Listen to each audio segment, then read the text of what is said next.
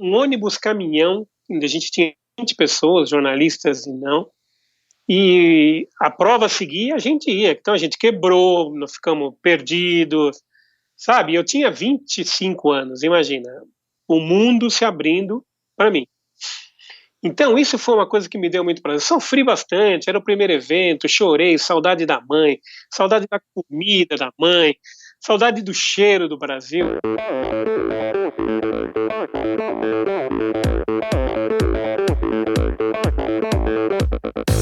Olá pessoal, aqui quem fala é Renata Falzoni. Olá, eu sou Tim Don. Eu sou Jaque Mourão. Olá, eu sou João Paulo Diniz. Eu sou Adriana Silva. Oi, eu sou Mauro Ribeiro. E esse é o Endorfina Podcast. Valeu, até mais. Sou Michel Bogli e aqui no Endorfina Podcast você conhece as histórias e opiniões de triatletas, corredores, nadadores e ciclistas, profissionais e amadores.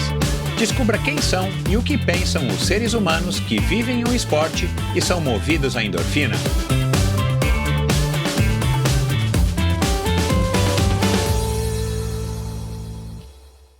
Mais uma vez este episódio em oferecimento da Probiótica.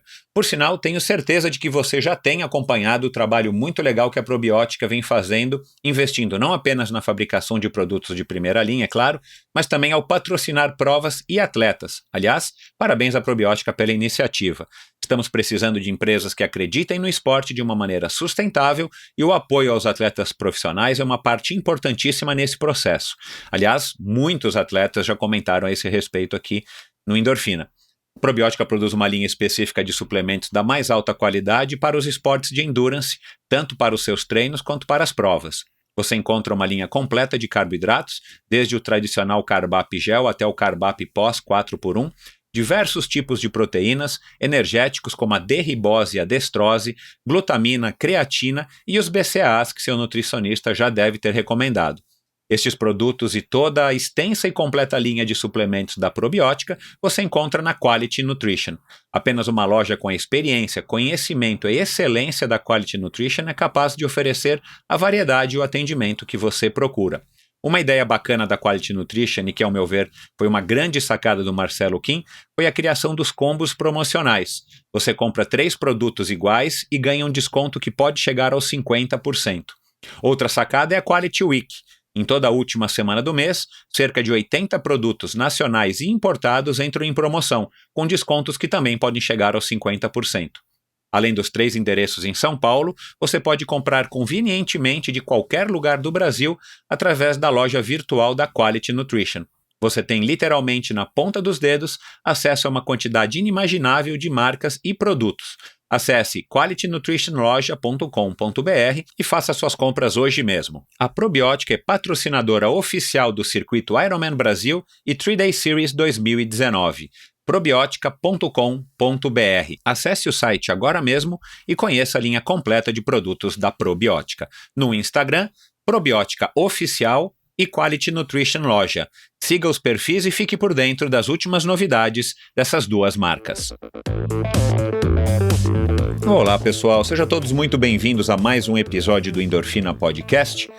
Episódio dessa semana, um episódio sensacional, na minha opinião, um cara fantástico, um Marcelo Eduardo Braga, o Braga aí para os íntimos, um cara que vive do esporte há 30 anos, um cara que trabalha com assessoria esportiva há 30 anos. Para vocês terem ideia, o cara cobriu o primeiro Ironman do Brasil até o último, realizado agora recentemente. No final de semana passado, ele já cobriu novamente o 70.3 de Maceió.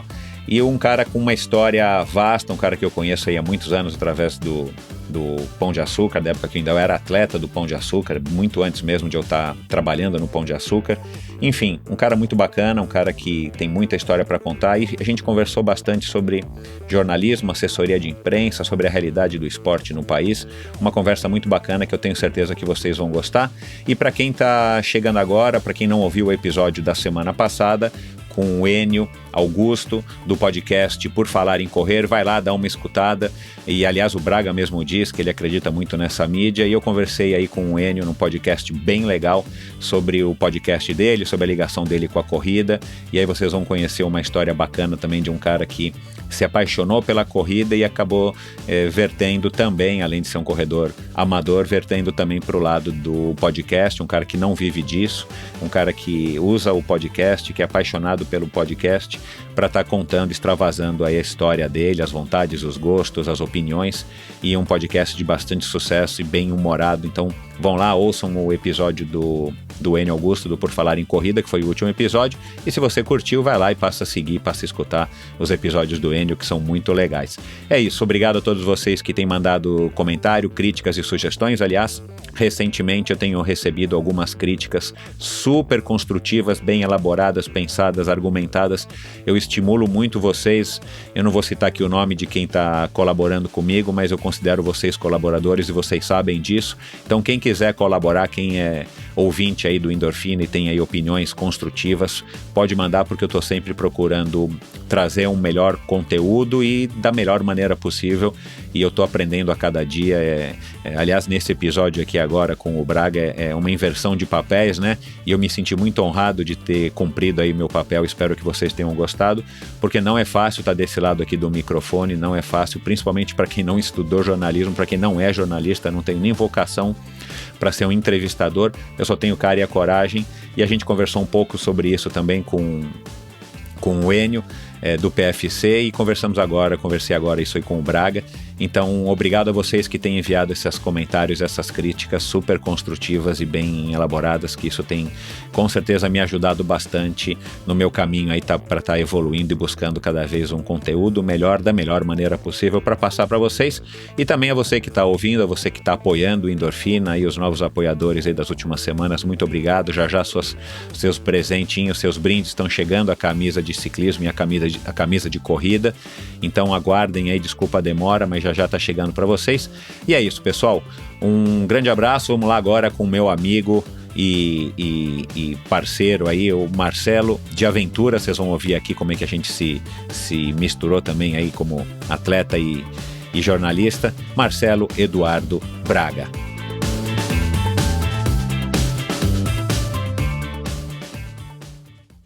Apesar da jovem idade, meu convidado de hoje ostenta em seu currículo nada mais, nada menos que perto de 30 provas de Ironman, 150 etapas do Troféu Brasil de Triatlon, mais de 20 São Silvestres, algumas dezenas de maratonas e até um Race Across America.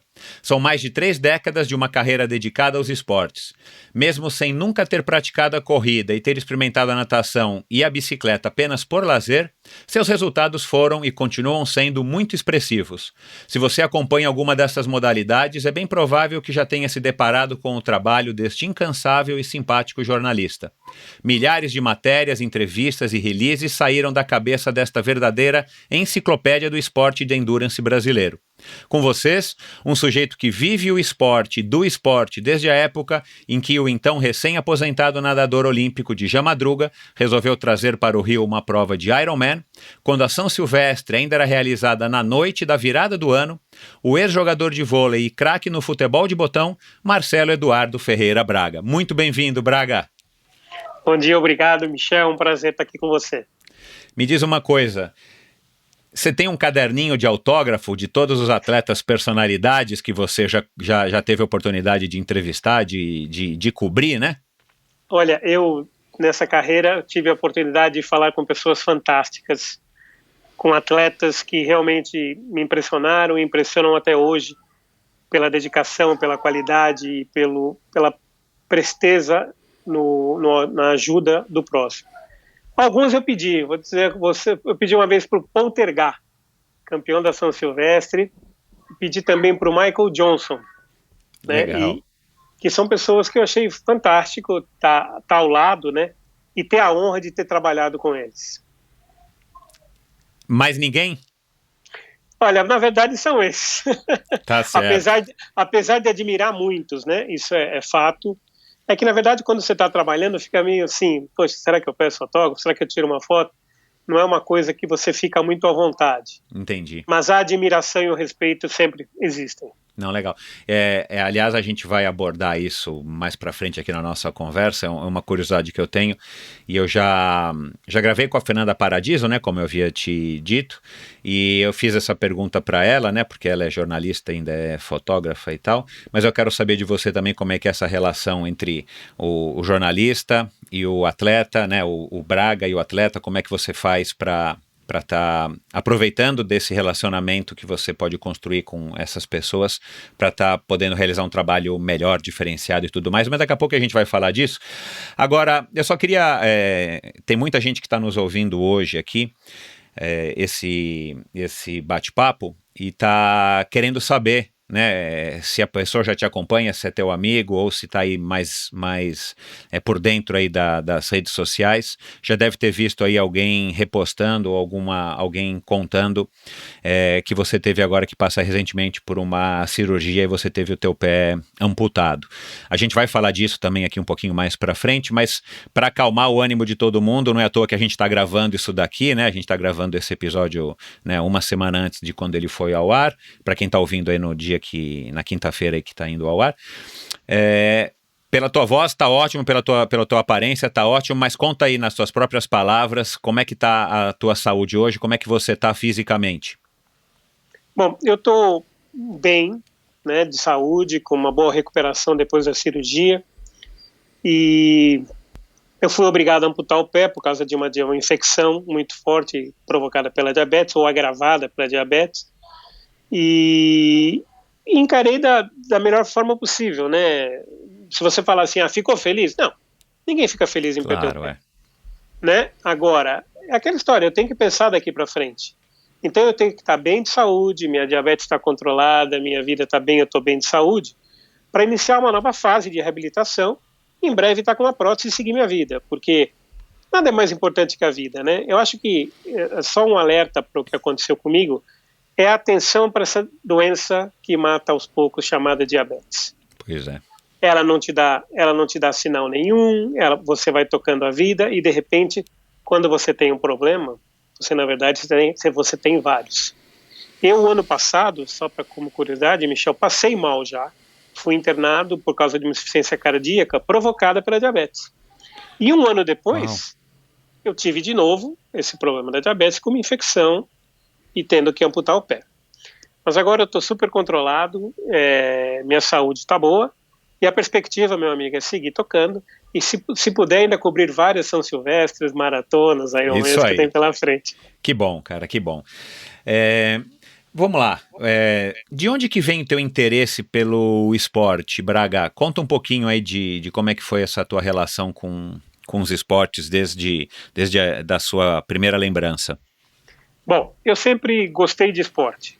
Eu jogava vôlei durante muito tempo na minha juventude e me importei com vôlei. Quando eu decidi fazer uma faculdade, a primeira que eu imaginei era educação física. Cheguei a prestar educação física, passar em educação física, quando vi uma matéria na televisão sobre jornalismo, sobre a guerra da Nicarágua em 82. Curiosamente, aquela situação de guerra me deixou bastante interessado pela profissão. E aí eu falei, vou fazer jornalismo. Ok, entrei para o jornalismo com esse pensamento de fazer cobertura de guerra. Essa era a minha ideia, ser correspondente internacional. E cobrir guerras. Mas aí, na faculdade, eu conheci uns amigos que me apresentaram para uma empresa chamada ZDL, que é do meu grande amigo e parceiro e tutor, mentor, que é o Doro Júnior, que me ensinou a ser jornalista. Eu trabalhei lá 18 anos com essa paixão e uni duas coisas que eu sempre gostei, esporte e jornalismo. Então assim começou. E na ZDL, eu entrei na ZDL novinho. Eu tive a oportunidade, Michel... Foi teu primeiro emprego? Foi o segundo emprego. O primeiro emprego foi a TV Gazeta. Eu trabalhei na divulgação da TV Gazeta ainda quando era aluno da faculdade Casper Libero, onde eu me formei. E nesse meio da faculdade surgiu a chance de fazer um freela na ZDL, que era revisão de um anuário de tênis da Coque Tavares, antigo pra caramba. Ali começou. Ali eu fiz o primeiro trabalho, o Doro gostou do meu trabalho e a gente continuou. E ali eu fiquei 18 anos. Nesses Caramba, 18 anos, cara, eu cresci muito, o Doro me ensinou muita coisa, ele é mais do que um tutor, ele é um pai e um professor, porque ele me ensinou a ser jornalista. E tive a oportunidade, felizmente, de tantas coisas boas, de cobrir grandes eventos, de poder fazer Ironman, de poder fazer São Silvestre, de poder fazer coisas que eu sempre gostei, coisas que sempre me apaixonaram no esporte. Meu pai era um esportista, sempre gostou de jogar futebol, tudo, meus irmãos também, a gente jogava junto, toda semana ia jogar futebol de salão, na CM, então o esporte sempre esteve muito perto. E eu acabei juntando essas duas coisas, a paixão pelo esporte com o trabalho jornalístico. E quando que foi o teu primeiro contato com a corrida ou com o triatlon, você se recorda? Bom, a corrida pela São Silvestre, imagino que você já sabia desde sempre que existia, né?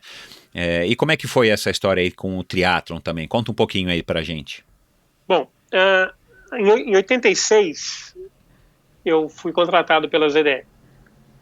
Em 88, 2 anos depois, a ZDL foi contratada para fazer um circuito CIA, lembra? Claro, é. Então, esse foi o primeiro grande circuito feito pelo Djalma Madruga, o Cid Carvalho e também, não sei se o Vitor Malzone está envolvido, mas são alguns nomes que deram esse processo. O Núbio de Almeida também envolvido. Nós tivemos 3 etapas, Santos, Belo Horizonte e Rio de Janeiro. Rio de Janeiro. Então esse foi meu primeiro contato. Curiosamente, eu tenho uma foto com a Fernanda Keller, nessa prova em 88. Os 2 novinhos, porque nós temos a mesma idade, né? Eu e a Fernanda. E eu os 2 garotos, sabe? É uma coisa muito legal. Falei, olha, Fernanda, a gente começando. Você no teatro e eu no jornalismo. Infelizmente, num esporte que eu gosto muito, porque eu admiro muito o teatro.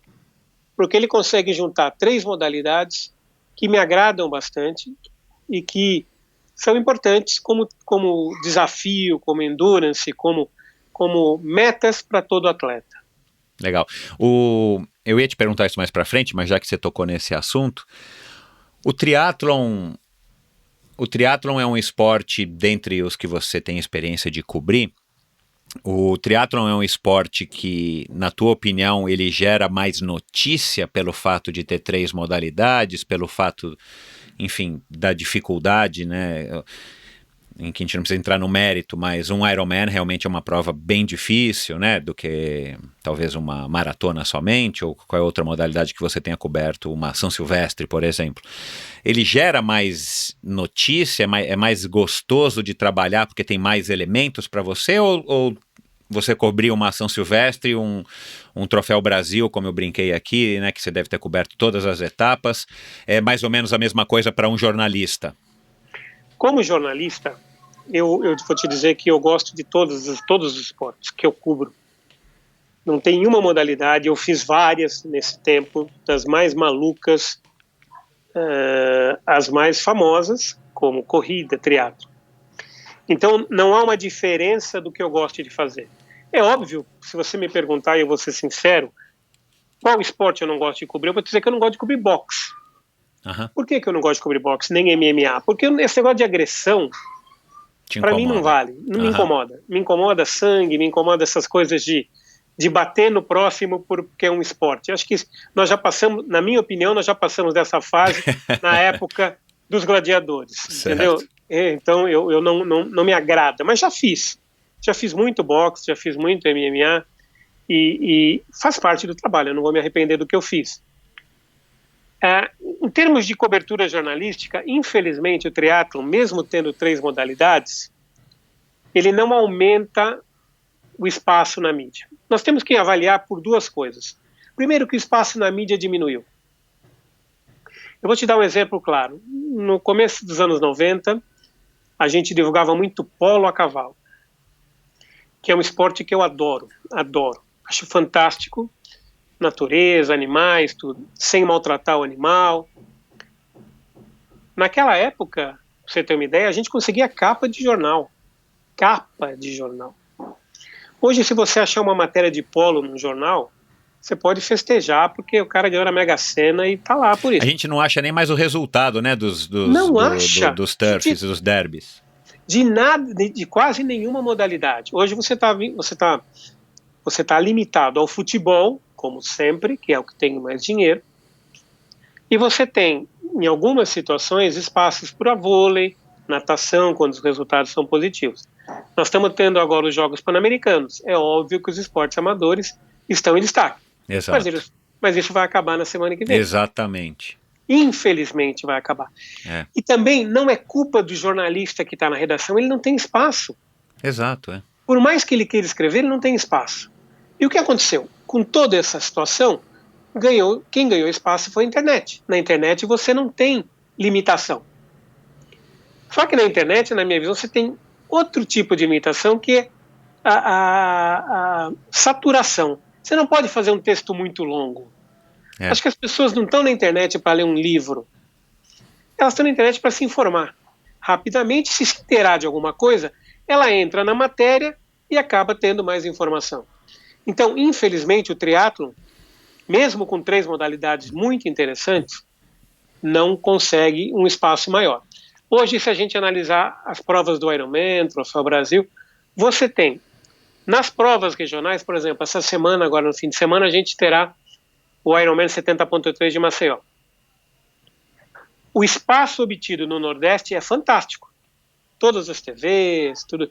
Mas, saindo desse nicho, vamos pensar em Sudeste. Você dificilmente vai ter aqui, num jornal, uma matéria dizendo quem foi o campeão em Maceió. Infelizmente. O que você vai ter é a internet, os sites de esporte, os sites que tem coisa, os sites especializados. Então, a gente tem que analisar o seguinte: o momento mudou, a situação mudou, e com isso, os esportes têm que se adaptar. Hoje você tem que falar para o seu cliente, quando você vai fazer uma divulgação, o seguinte: nós vamos ter grande espaço na internet. Nós podemos trabalhar muitas coisas, como uma revista, como recentemente saiu uma matéria sobre triatlon na Veja São Paulo, e foi bom para todo mundo. Saiu todo mundo, a Limit, que é meu cliente, saiu, o Ironman 70.3 São Paulo, que a gente vai ter no final de ano, saiu. Então, isso é bom. Mas são casos raros e cada vez mais raros, infelizmente. A gente não precisa ir muito longe, mas agora, recentemente, no Tour de France, eu leio o jornal A Folha de São Paulo pelo tablet, também assino pelo tablet apenas. A Folha de São Paulo deu, na segunda-feira, a vitória do Egan Bernal, colombiano, até que uma matéria legal aí, enfim, tamanho de um palmo assim na Folha de São Paulo no tablet, falando da vitória do Egan Bernal e fazendo um resumo da prova, falando do Julian Alaphilippe e tal, mas eu imagino que a matéria tenha sido um pouco maior do que normalmente acontece. Foi a única que aconteceu, foi um pouquinho maior porque foi um colombiano, né? Porque assim, aí você vê o jornal A Folha de São Paulo, né, que é uma mídia grande, independente aí do gosto do ouvinte aqui, se é Folha, se é Estado e tal, mas cara, tinha que dar mais cobertura para uma modalidade tão famosa como o Tour de France. Claro que não todo dia, não dando resultados toda hora, mas assim, poderia dar. Agora, claro, teve um colombiano, um sul-americano, deu uma notícia, mas é raro, né, infelizmente. Agora, já vou aproveitar, então, eu te fazer uma pergunta aqui que fazia tempo que eu estava querendo perguntar para alguém, quem sabe você consegue me esclarecer.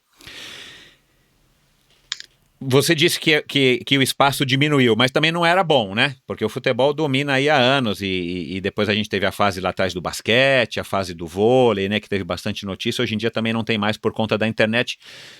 E eu avalio, pelo menos na minha percepção, que isso também é uma mudança dos tempos, né? A hora que a gente faz mais de 50, a gente começa a olhar para trás e você vê que você já passou por, né? Você estreando com a Fernanda Keller em 88 num triatlon e aquilo que você falou no começo, né? Já faz 30 anos. Mas o espaço não era grande, diminuiu, e esse espaço aumentou nas redes sociais, na internet, principalmente, por causa do advento da internet. Naquela época não existia internet. Agora, uma pergunta que eu me faço e queria que você tentasse me responder. Será que se a Folha de São Paulo, o Estado, a Rede Globo, SBT, o Bandeirantes ainda dá mais espaço, né? Mas sei lá, TV Cultura, os grandes canais que atingem o Brasil inteiro, que são os grandes veículos de mídia hoje no nosso país, os principais jornais, será que se eles dessem mais espaço, mesmo para o triatlon, para o polo a cavalo, para o polo aquático, para o handball, que é um esporte também que você não ouve falar nada, a não ser agora que ganhou medalha, será que, de repente, a exposição na mídia não iria atrair mais a atenção dos patrocinadores e dos leitores, né, dos telespectadores, para se interessarem pelo esporte e, de repente, a coisa começaria a se movimentar para ter mais dinheiro, os ídolos terem mais exposição e tal, fazer uma coisa ao contrário do que a Rede Globo só está cobrindo quando é medalha, ou só fala do nadador ou do triatlon quando ganha medalha de ouro, né, no Jornal Nacional, e não poderia ser ao contrário? Você acha que funcionaria uma Rede Globo? Eu não estou falando do Sport TV nem da ESPN, que esses dão espaço, mas a audiência é minúscula perto das TVs abertas. Será que se os meios de comunicação não fizessem ao contrário, né, a Folha de São Paulo desse na capa lá a foto do nosso revezamento com medalha de ouro e tal, não começaria a atrair mais a atenção do público, que aí sim abriria os olhos dos investidores, dos empresários, para que esses empresários resolvessem investir no triatlon ou qualquer outra modalidade, para fazer o caminho inverso? Eu acredito nisso também, Michel. Eu acho que vamos dizer, por exemplo, antigamente você tinha na Folha de São Paulo um caderno só de esporte. Hoje você não tem mais. Uhum. O esporte está integrado à cidade, se eu não me engano. Isso é. E isso, com essa diminuição de espaço, diminui o interesse, evidentemente. Eu acredito nisso. Se nós tivéssemos... Mas o que aconteceu? Antigamente, nos eventos que eu fazia, por exemplo, você tinha um torneio de tênis como o Comandatuba, por exemplo, e esse torneio de tênis existia um vínculo com o jornal, que era a Folha ou o Estado. Mesmo sendo uma coisa comercial, isso atraía os outros. Uhum. E isso, como você falou, atraiu o investidor. Quando isso passou a diminuir e o espaço diminuir, você não vai botar sua marca numa coisa que não aparece. Então, é óbvio. Não, desculpa, mas sem falar também pelo menos existia na época, né, na Rede Globo, na hora que ela vai fazer uma entrevista com você, o cara foca no 3x4, né, porque o cara tá com boné, tá com aquele ombro com marca do patrocinador, a Rede Globo tira, né. Cara, é assim, eu acho isso tão anticonstrutivo, cara, tão desestimulador pro atleta e pro empresário. Não, sem dúvida, e é aquela história. O empresário fala, não apareço mais. Mas eu vou te dar um exemplo diferente sobre uma avaliação que eu tenho sobre ciclismo. Você falou em Tour de France, por exemplo, o ciclismo, que é um dos esportes que eu mais gosto, que eu mais tive prazer em cobrir. Não é incrível que a ESPN, que mostra Tour de France, Volta de Portugal, Giro da Itália, não mostre o ciclismo nacional? Cara, É incrível isso. Se você entrar na ESPN e procurar, mesmo que seja no noticiário, Michel, eu não estou falando de cobertura, não. Porque a imagem aí também já envolve outro tipo de investimento, qualidade de imagem, qualidade do evento, né? Aí tem uma série de coisas, mas dá espaço, né? Sim, os eventos mandam a imagem hoje. Todas as assessorias mandam imagens de todos os eventos. Então é aquela história, por exemplo, você termina, a gente teria agora no dia de 9 a 11 a volta de Guarulhos, que hoje é a principal prova. Essa prova vai mudar por uma questão de calendário. Custava dizer que teve a volta de Guarulhos, que é a principal prova do país, e que o campeão foi o atleta XYZ? Não custava. Exato, não custava nada. Então, se você pensar nos outros programas também, a ESPN, a Sport TV mostra se tiver um esquema mais ou menos comercial. Então, quer dizer, as TVs fechadas estão muito linkadas à parte comercial, né?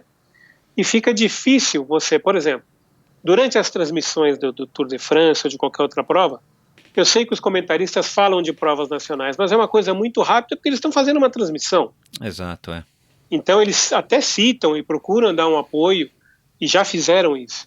Mas que o canal não possa, no mesmo dia que fizer um boletim sobre o Tour de France, falar, olha, neste fim de semana tivemos o Campeonato Paulista de Resistência. Exato. E o campeão foi José da Silva e Fernanda da Maria da Coisa. Isso ajudaria o esporte. Ajudaria de fato o esporte, né? É uma pena, mas isso não acontece.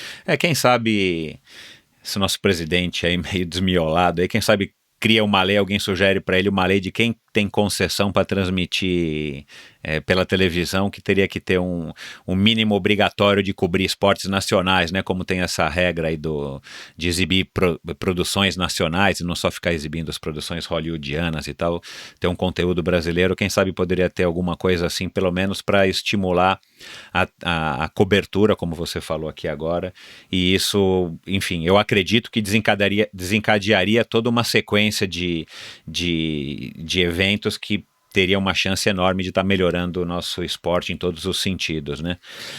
Bom, aliás, você falou agora da volta de Guarulhos, mas nós não tivemos a 9 de julho esse ano, né? Que também foi uma pena, né? Organizado pela Gazeta. Vamos ver se ano que vem volta. E eu sei que foi por falta de patrocinador, cara, infelizmente. Ela está programada para voltar, sim. Eu faço assessoria da 9 de julho, então posso te dizer com conhecimento. Houve um problema de patrocínio esse ano, porque a situação não está fácil para ninguém. Para ninguém, Mas ela promete voltar o ano que vem e bem forte. Tomara. Torcendo. Me diz uma coisa, quando você escolheu o jornalismo, você viu a matéria lá da guerra na Nicarágua e tal, em 82, você começou a se interessar pelo jornalismo. Como é que foi a reação dos teus pais e você se imaginou cobrindo de fato uma guerra X? Tinha algum ídolo na época? Como é que você se motivou a estar indo para o jornalismo? E como é que foi a recepção dos teus pais? Porque também é só um outro detalhe, você já diz agora aqui pra gente. Eu tenho uma impressão de que jornalista já teve uma época de ouro como profissão, né? Ou uma época melhor do que a época de hoje, né? Hoje que eu tenho a impressão que, enfim, perdeu um pouco esse glamour, vamos dizer assim. Perdeu, sem dúvida perdeu, e não é uma questão só do jornalismo, muitas das profissões perderam esse glamour, né? Eu acho que isso é muito triste, porque não só o jornalismo, e não falando em minha defesa, mas todas as profissões merecem respeito. E todas as profissões devem fazer um trabalho de respeito. Então, quando você começa a ter falha dos dois lados, a situação não está boa. Uhum. Eu acho que o jornalismo precisa se reestruturar, como muita coisa precisa se reestruturar, e descobrir um novo caminho, descobrir o que seguir. Eu conheço profissionais excelentes, com colegas que fizeram faculdade comigo ou não, que, vez ou outra, fazem grandes matérias em que você fala: que orgulho ser jornalista. Eu quis ser jornalista para poder ler isso e saber que uma pessoa que eu conheço fez isso. Então, isso dá muito, muito orgulho. Como a gente sabe quando um médico descobre uma doença ou uma cura para uma doença, que isso dá orgulho a todo profissional. Claro. Né?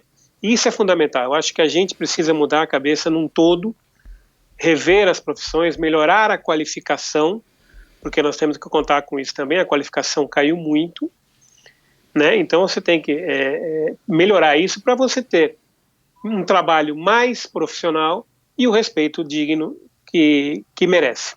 Bom, agora, me diz uma coisa, você ainda não falou da reação dos teus pais, mas já aproveitando para falar do jornalismo, minha mulher é jornalista e formada pela PUC, mas ela me contou uma coisa que eu não sabia, né?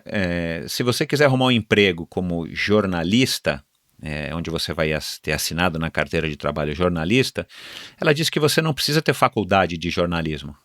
Isso também não, vamos dizer assim, não contribui para uma desvalorização do profissional? Como é que acontece isso? Se eu quiser entrar para um hospital para trabalhar como médico, eu tenho que ter pelo menos a formação, não importa a faculdade, né? Ou tem que estar lá o meu CRM. Por que existe isso? Você pode explicar rapidamente? Olha, esse foi um presente, mais um grande presente dos ministros Gilmar Mendes. Ele achou que não era necessário que o jornalista tivesse diploma profissional, um curso profissional. Eu tenho uma seguinte opinião, não sendo corporativista, porque eu fiz faculdade como sua esposa e acho que a faculdade é importante, eu acho que uma pessoa que escreva bem pode escrever, não tem problema nenhum, pode fazer uma coluna no jornal. Mas isso não faz dela um jornalista. Um jornalista, Não faz dela um jornalista. Se você não se aprofundar nos caminhos Sabe, não que não existam bons jornalistas que não saíram de faculdade, não é essa a questão. Eu só acho que o fato de ter liberado do jeito que liberou, com um monte de gente conseguindo registro de jornalista, só porque falou 2 palavras no rádio, ou porque tem um blog. Eu brinco sempre o seguinte, quando pedem credenciamento de blog, eu digo o seguinte, a minha neta de 7 anos tem um blog. E ela não é jornalista, não é? Uhum. Então, essa mudança na lei prejudicou o que já estava ficando ruim, porque as faculdades não estavam formando bem, concordo plenamente. Mas não é a faculdade que faz o profissional, Michel. Exato, eu acho que aí nenhuma faculdade, né? Nenhuma. A gente que passou pela faculdade sabe. Eu não saí da faculdade sabendo ser jornalista, eu aprendi a ser jornalista no campo. Isso. Errando, escrevendo mal, corrigindo, fazendo tudo que tinha ser necessário para melhorar. Fui atrás de cursos para aprimorar, e acho que essa é a função de todo mundo. Você tem que buscar a sua melhora. Não é a faculdade que vai te dar isso, ela vai te dar o caminho. Exato. Só que esse caminho é importante. Isso que eu acho. E esse caminho, esse começo, esse rumo, tem que ser importante. Por exemplo, você tem que querer ser jornalista indo para uma faculdade de jornalismo. Eu não quero ser jornalista fazendo culinária, não estou desmerecendo, que hoje em dia dá dinheiro pra caramba. Cá entre nós, até eu queria virar chefe, né? Mas eu digo o seguinte, você, quando bota na sua cabeça, eu quero ser engenheiro, eu quero ser médico, você tem que seguir o seu rumo, vai estudar para aquilo, vai se aprimorar. Você vai fazer o curso básico, vai ter que estudar 7 anos depois, faça isso, se você quiser ser um bom profissional e fazer diferença.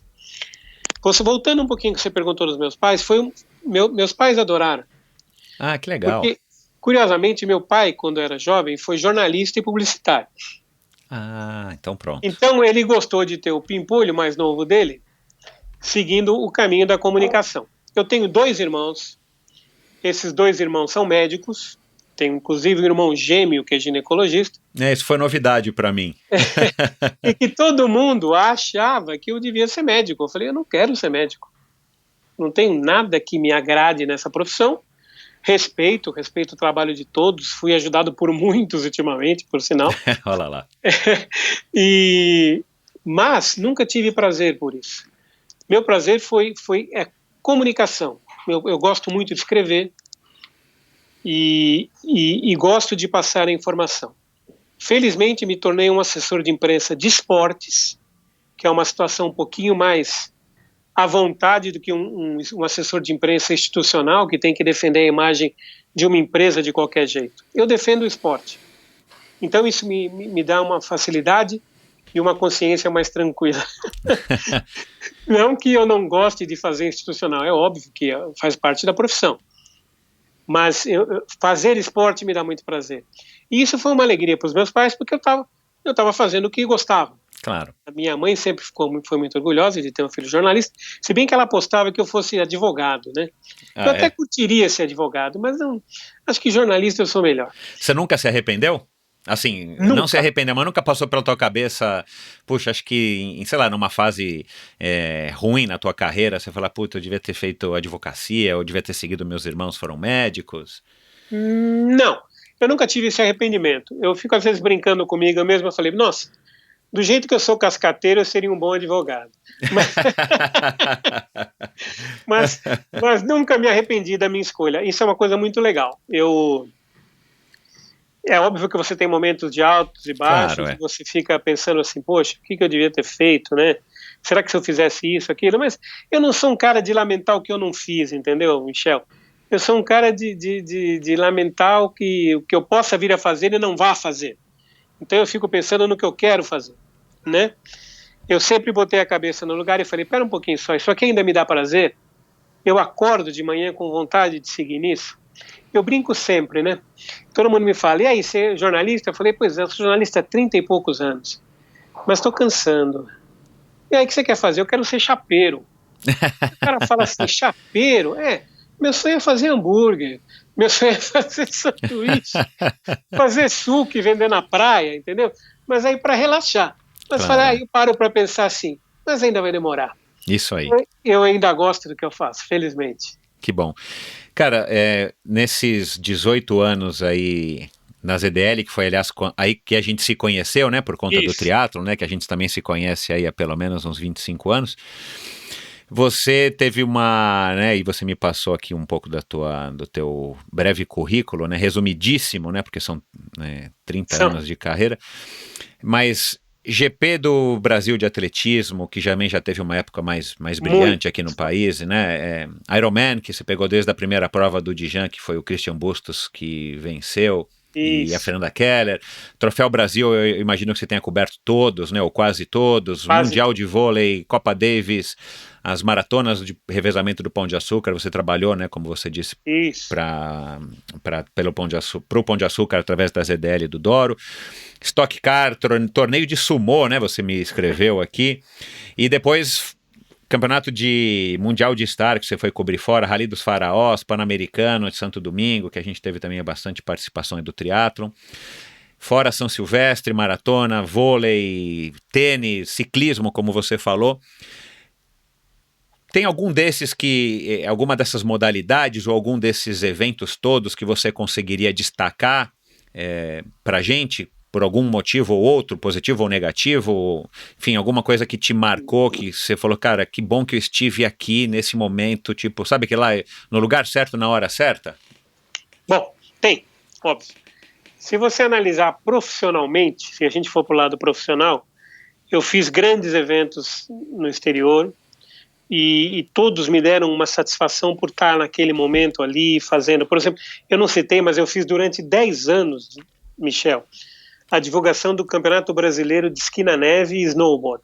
Ah, que legal. Em todas as estações de esqui da América do Sul. Me deu muito prazer. Eu adoro frio, adoro neve, adoro a cordilheira, então me deu prazer. Os mundiais de vôlei, de atismo, de todos os que eu fiz, isso também me deu muito prazer. Agora, um evento que me deu, além do prazer profissional, um prazer pessoal, foi ter feito o Rally dos Faraós, no Egito. Por quê? Porque eu sempre quis conhecer o Egito, eu sempre gostei de história, a história é uma das minhas paixões. E eu queria conhecer o Egito. E curiosamente, naquele ano que nós fizemos o Rally dos Faraós, eu fiz pela ZDL, eu fui para lá, nós fizemos no mesmo ano o Dakar e o Rally dos Incas no Peru.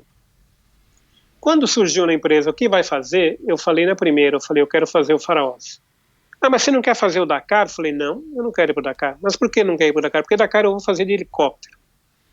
Eu não quero fazer de helicóptero. Ah, que legal. Como é que foi o dos Faraós? No Faraós era um ônibus caminhão, onde a gente tinha 20 pessoas, jornalistas e não. E a prova seguia, a gente ia. Então a gente quebrou, nós ficamos perdidos, sabe? Eu tinha 25 anos, imagina. O mundo se abrindo para mim. Então isso foi uma coisa que me deu muito prazer. Sofri bastante, era o primeiro evento, chorei, saudade da mãe, saudade da comida da mãe, saudade do cheiro do Brasil e muita coisa muito legal. Mas foi um evento que me deu muito conhecimento, muito prazer. Eu fui para um país que eu queria conhecer e é uma satisfação ter feito isso. Eu sempre gostei muito de rally também é um dos esportes que eu gosto muito de fazer, mais do que automobilismo, do que circuito, eu prefiro um rally porque você está na natureza, você está descobrindo caminhos que você não é um traçado que você vai decorar, né? Então, esse foi um evento que mexeu muito comigo, que eu tenho grandes recordações, sabe? Grandes histórias de momentos que eu passei, sabe? Eu fiquei 5 dias sem tomar banho, Michel. 5 dias sem tomar banho. Eu sou um cara que sou apaixonado por banho, apaixonado por banheiro. Né? Aí eu cheguei na primeira noite num deserto maravilhoso, assim, que tinha tanta estrela que parecia que ia cair na minha cabeça. Perguntei pro cara, onde é o banheiro? O cara falou assim pra mim, você tá vendo tudo aqui em volta? Escolha o lugar. Escolha o lugar que ele será seu banheiro. Eu só aconselho você a tomar cuidado com o vento. Então, como não se apaixonar por uma aventura dessa aos 25 anos? Pois é. Eu achei que você fosse falar do Race Across America. Conta aí da vez que a gente foi para lá. O Race Across America é outra coisa interessante e apaixonante. Tem duas coisas boas. O ciclismo, como eu te disse, é um dos esportes que eu mais gosto. E eu fui cobrir um dos principais eventos de ciclismo e endurance, que é o Race Across America. Tive o prazer de estar com você, com o João Paulo, com o Cid e com o... Falta um, o jornalista que eu esqueci, mas eu vou lembrar. Foi um evento fantástico, quando eu tive a chance de conhecer os Estados Unidos de um canto para outro e mudar toda a minha cabeça sobre um país. Eu tinha muitos preconceitos com os Estados Unidos e fui para lá e vi um país fantástico. Os americanos a gente pode ter alguma ressalva, mas o país é fantástico e funciona. Isso me agradou muito. E fazendo um evento que eu gostava. Você lembra, a gente ralava pra caramba, porque vocês não paravam de pedalar e a gente tinha que sair do lado de vocês, procurar um lugar para passar matéria e voltar a encontrar vocês mais para frente. Tinha internet nessa época? Eu não me recordo. Tinha nada, era fax. Era fax. Eu nunca parei em tanto banheiro de posto de combustível para passar fax. Eu me lembro, tem situações incríveis. Uma das situações é que eu cheguei num posto e falei pro cara, eu preciso de uma linha telefônica.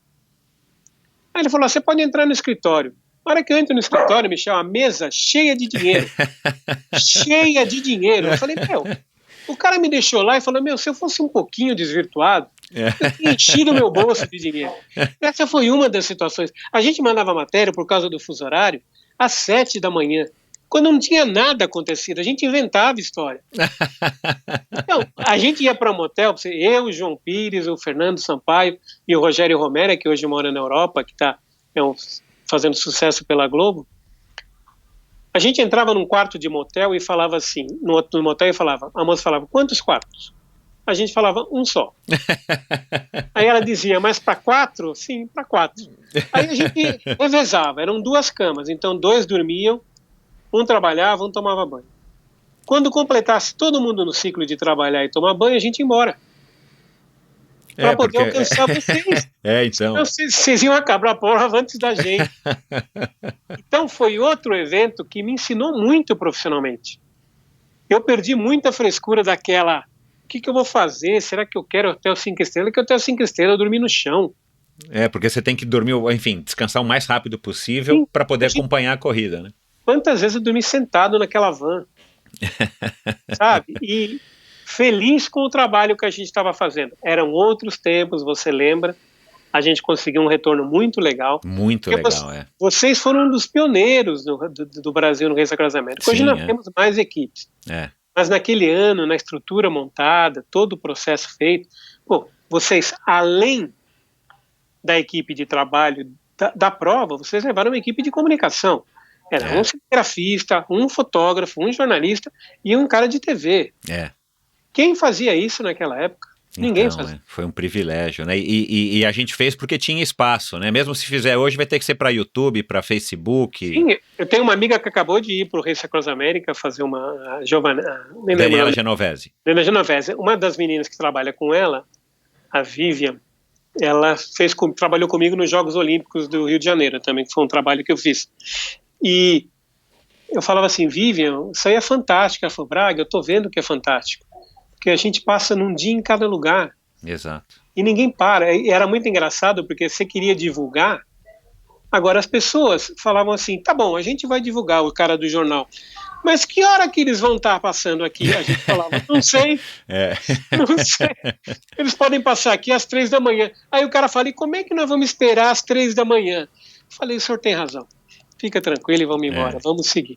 Então esse foi um evento muito legal, porque como eu te disse, o ciclismo, tudo que a gente passou, né, foi muito legal, né? Muito, Michel. Hoje eu encontro o João Pires, o Fernando e o Rogério, e a gente ri e lembra dos fatos. Porque é uma aventura, né? O Race Across America, o bacana é que é uma aventura, né? É uma aventura, é fantástica. E lembra que a gente eu fui com o Rogério pegar o carro em Nova York. E nossa primeira experiência, que também é uma história muito hilária, pegamos o carro, começamos a Rota 66 e tal, paramos no primeiro hotel para dormir. Ok. Aí a hora que eu olho na cortina, juro para você, eu vi uma mosca que tinha o tamanho de um passarinho. Aí foi a coisa mais engraçada. O Rogério estava na outra cama e eu falei assim, Rogério, você viu o que eu vi? Ele falou, eu vi. Aí ele falou, aquilo é uma mosca? Eu falei, cara, só se for extraterrestre. Aí ele falou assim, vamos embora? Nós fomos embora. De medo de uma mosca. Porque a mosca era grande, cara. Não era grande. E fomos dormir em outro lugar. Quer dizer, são coisas que vão ficar sempre na nossa história, que vão ficar sempre na nossa memória, porque, sabe, é outro mundo, outra situação. Não é só escrever, chegar e relatar, é você viver aquilo. Isso, usando a propaganda, não tem preço. Exato, não tem preço. Nesses anos todos, com toda essa vivência e histórias e aventuras e tudo mais, decepções, com certeza você hoje é um homem completamente diferente de quando você estava lá no Rally dos Faraós, ali sentado no caminhão ônibus, com saudades da tua mãe. Qual foi a lição que você acredita que tenha sido assim mais valiosa que essa profissão te ensinou? Que você valoriza, assim, que você falou, cara, eu acho que eu só poderia ter vivido isso através dessas experiências que o jornalismo me trouxe. Olha, eu vou te dizer o seguinte, se a gente perguntar o que o jornalismo me trouxe muitas oportunidades interessantes, de conhecer muitos lugares que eu sempre quis conhecer, e fazer o que eu gosto. Agora, as lições que eu tive e que me fizeram uma pessoa, eu acredito, melhor, eu tive com as pessoas com quem eu trabalhei. Essas sim, exemplos de profissionalismo, exemplos de respeito, exemplos de parceria, de você se preocupar em fazer o seu trabalho da melhor maneira possível. Esses são os exemplos que eu tive na minha profissão e me tornaram um homem melhor. Eu não tenho dúvida disso. Se hoje eu faço o meu trabalho da forma que eu gosto e da forma que as pessoas gostam, porque elas têm que gostar do que eu faço, eu devo a estas pessoas que me ensinaram muito. O jornalismo, que é o que eu escolhi na vida, ele me proporcionou momentos para realizar tudo isso que eu aprendi com essas pessoas. Eu não coloquei também, mas eu fui durante muito tempo assessor de imprensa do Rally dos Sertões. E eu vi profissionais, Michel, transmitindo matéria por orelhão.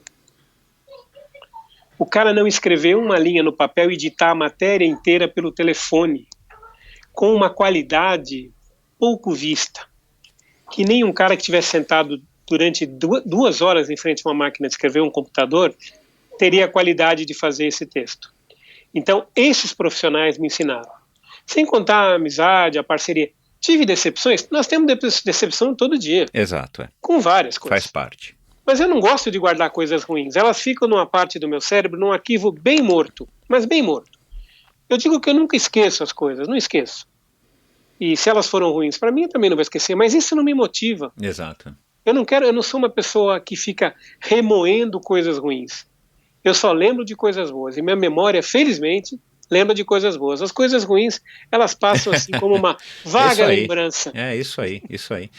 Por falar nisso, você citou aí a história dos relacionamentos, das pessoas e tal.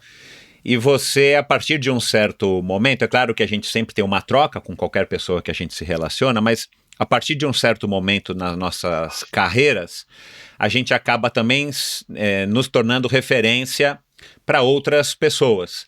E aí eu tenho um recado aqui de uma fã sua que eu queria que você ouvisse para depois comentar. Vamos lá.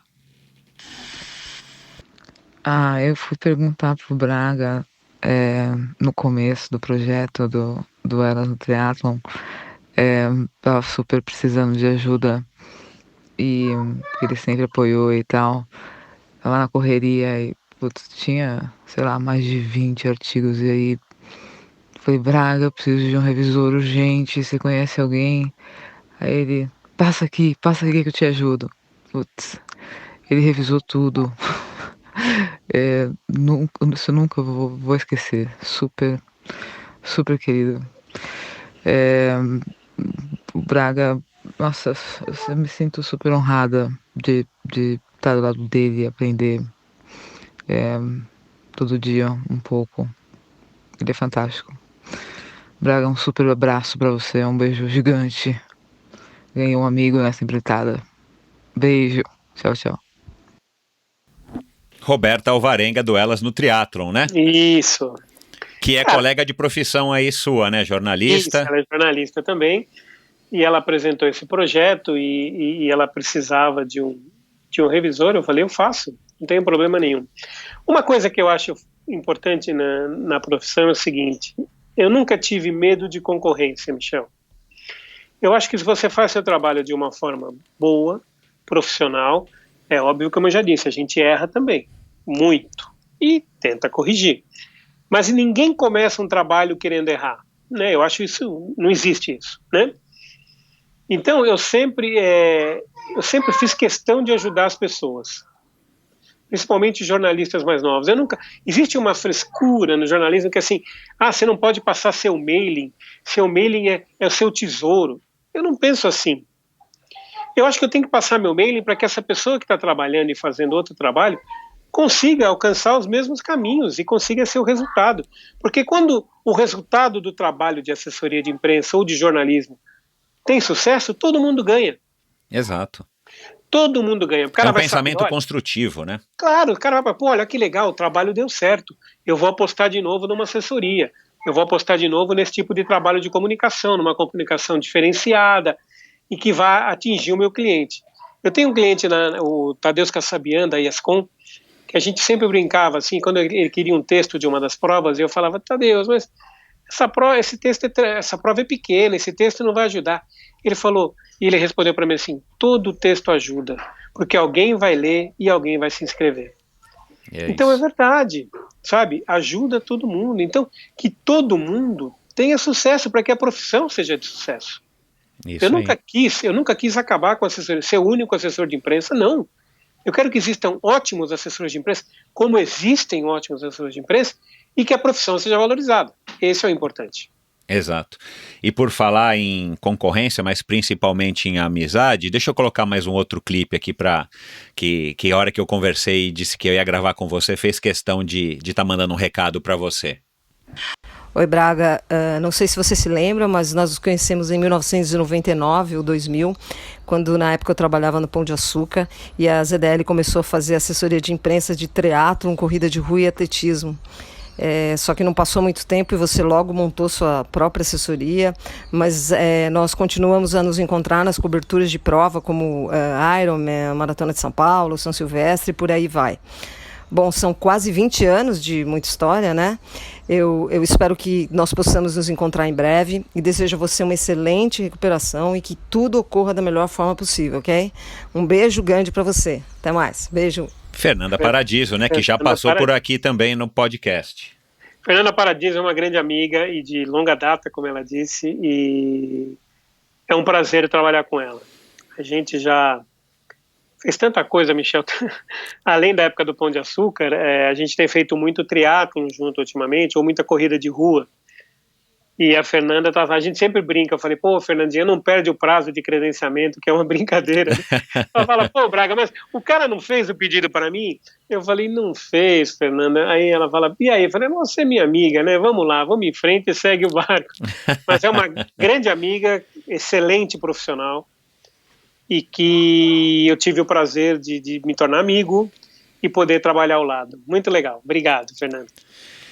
Qual a principal dificuldade em ser um jornalista esportivo? Você consegue apontar alguma, assim, que você percebe aí pelos teus colegas de profissão que seja peculiar de cobrir evento esportivo?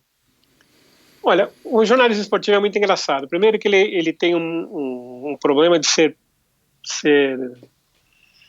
não é renegado, mas colocado em segundo plano dentro do próprio jornalismo. Parece que o jornalismo esportivo é o irmão mais pobre do jornalismo. É duro. Isso dentro da profissão, olha só. Então isso acaba sendo legal. Você tem que mostrar para a pessoa que você pode fazer uma grande matéria e descobrir um grande personagem dentro do São Silvestre. Que não seja um político, que não seja um empresário, que não seja isso um aí, bandido. Sabe? Fugindo, né? Fugindo desse meio. Hoje, se você olhar um programa jornalístico na televisão, 98,9% é morte, assalto, Exato. roubo. Sabe, quando seria legal mostrar uma história de superação. Então. E nós conhecemos várias histórias de superação, sabe, de inclusão, de apoio, sabe, de coisas, de boas ações. Eu digo sempre que eu não quero ser e nunca quis ser uma pessoa de bem. Eu quero ser uma pessoa do bem. Do bem. Isso para mim é importante. E essas pessoas e esses exemplos são de pessoas do bem e que não mediram esforço. Então, você vai com esse pensamento para a pauta, você vai para a pauta tendo que entrevistar. Mas eu acho que também que o jornalismo esportivo dá muito mais prazer. Se a pessoa, por exemplo, é flamenguista e foi cobrir ontem a vitória do Flamengo sobre o Emelec, mesmo que nos pênaltis, além do trabalho profissional, ele saiu feliz, né? Ou mesmo que não seja torcedor do time, mas que foi fazer um bom trabalho e que a matéria feita foi elogiada e todo mundo e serviu de referência, acho que esse o seu trabalho está feito, né? Então eu não vejo muito problema na matéria de esporte. O que está acontecendo é que, como a gente comentou, do jornalismo está meio em baixa, as pessoas às vezes não querem falar, né? Acontece? Acontece, não quer dar entrevista, acha que você vai fazer fofoca, acha que você vai fazer... Porque tem essa situação, né? Do cara que vai falar e você fala assim, Michel, que dia é hoje? Aí você vai responder para mim, dia 31 de julho. Ou dia 1º de agosto. Aí eu vou falar assim para você, vou virar as costas e falar, então o Michel acabou de falar que hoje ainda é 31 de julho. Uhum. Quando você acabou de falar que era 1º de agosto. Uhum. Então, as pessoas mudam, sabe? Mas isso é uma questão de, muito mais do que problema de profissão, é questão de caráter. Né? Que era de caráter, é isso que eu ia falar. A pessoa tem que ter caráter para tudo na vida. E saber respeitar o que está fazendo e a quem está atingindo. É a mesma história de fugindo um pouquinho do esporte, de uma matéria sobre um crime onde a pessoa ainda não foi julgada e nós já acusamos. Exato, Porque é muito fácil delicado, acusar. Só que quando se descobre que o cara era inocente, a volta não é a mesma. Exato, A repercussão não é a mesma, Exato. A força não é a mesma. E você já acabou com a vida de uma família. Exato. Então, é caráter, respeito a quem você vai entrevistar, respeito ao seu público e respeito, antes de tudo, a você mesmo, né? Porque, afinal, se você quer ser uma pessoa que faça o bem, você tem que entrar dentro de um ritmo, pelo menos, que é aceitável e de respeito. Acho que respeito é tudo. Você não precisa gostar de A e nem eu de B, mas você precisa me respeitar. Respeitar, Que, aliás, isso tem faltado ultimamente aí nos últimos anos aqui no país e no mundo, né? No mundo, Não é só um problema Não é só no Brasil, Infelizmente. E aproveitando que você está falando, você acabou de citar isso aí, que às vezes o atleta não quer falar, e a participação da Fê Paradiso, eu perguntei para ela, quando a gente gravou, já deve fazer quase um ano, um pouquinho mais de um ano, acho que foi em abril do ano passado, como é que ela se relacionava com os atletas para poder conseguir aquele furo, aquela exclusiva, né, para não estar ali naquele bando de microfones agrupados na frente do atleta para conseguir uma resposta que outro jornalista fez, a pergunta de outro jornalista. E ela contou a opinião dela, não me recordo exatamente agora, mas ela contou sobre um episódio com o Solonei, onde ela tinha um relacionamento bom com o Solonei e ela pegou ele, depois de uma prova, ele sentado, chorando, nitidamente chateado com o resultado dele, e ela tinha todos os instrumentos ali para fazer, principalmente fotografias, e depois pegar o atleta naquele momento ruim, e ela teve a sensibilidade de estar respeitando, disse que não fez nem fotografia dele, muito menos foi puxar um assunto com ele para pegar ali um momento de dor, um momento que o atleta estava nitidamente querendo ficar sozinho, e disse que a partir desse momento ele e ela acabaram se dando melhor ainda, porque ele passou a respeitá-la ainda mais por conta desse momento de, vamos dizer assim, de intimidade que os dois tiveram, e ela soube respeitá-lo como jornalista profissional e ser humano também, né? História da ética. Como é que você enxerga isso? Você tem casos que você pode contar desse tipo? Você, por exemplo, já teve alguma situação que você acabou se beneficiando por conta de um relacionamento que você tinha com um atleta, ou até mesmo com algum cliente, para conseguir uma exclusiva, um furo de reportagem, ou vice-versa? Já teve algum momento que você acabou se prejudicando porque tinha algum companheiro teu que tinha algum relacionamento mais próximo com esse atleta ou com aquela empresa e que acabou, vamos dizer assim, passando por cima de você e pegou uma matéria, uma exclusiva ou alguma informação que queria ou poderia ter dado, mas por conta do teu não relacionamento, ou não tão bom relacionamento, não conseguiu? Eu acho o seguinte, uma avaliação sobre a assessoria de imprensa. Se a assessoria de imprensa é boa, o repórter tem que ser melhor ainda para conseguir furo. Porque a assessoria, na verdade, quer que a informação seja divulgada para todo mundo. E não é uma questão de ter uma exclusiva ou não. Mas aí vale o mérito do jornalista que conhece o atleta e que soube, no momento certo, buscar aquela informação. Eu acho isso super louvável e jamais critiquei alguém que tenha me furado por causa disso. Eu sempre dizia, quando outros jornalistas diziam, pô, mas como é que esse cara obteve essa informação? Eu falei, da gente não foi. Ele conhece a pessoa e é o mérito do relacionamento dele. Claro. As pessoas criam relacionamentos. Eu, na minha profissão, tive muitos momentos, sou amigo de vários atletas, e a situação era justamente essa de divulgar, né? Soube, sim, de situações ruins em que você não ajudaria em nada no evento, na profissão do cara e na tua carreira. Para quê? Para que soltar? Existe aquela máxima de que o povo quis saber. Quem falou que o povo quer saber? Quem foi entrevistar o povo para falar, você quer saber quantos dentes o Michel tem na boca? Uhum. Não. Nem eu quantos dentes quero saber quanto você tem, ou quanto eu tenho, entendeu? Uhum. Porque aí a gente volta naquela questão do respeito.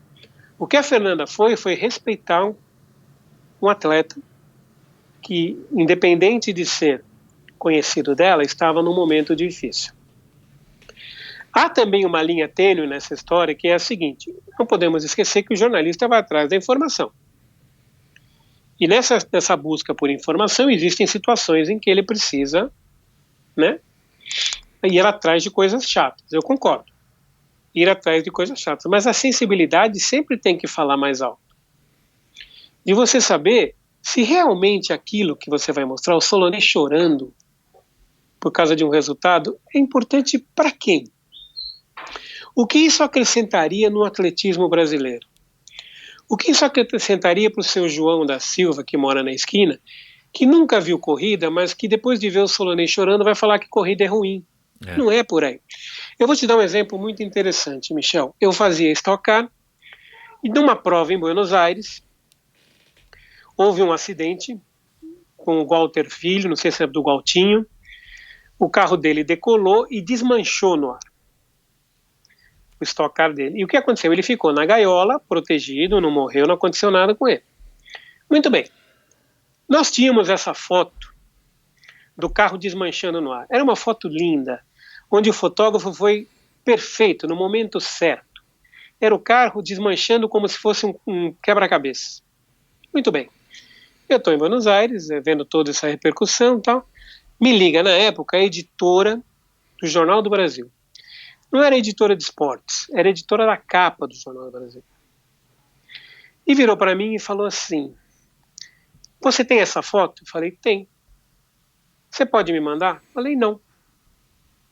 Ela falou, mas por que não? Eu vou te dar uma capa. Eu falei, eu não quero essa capa.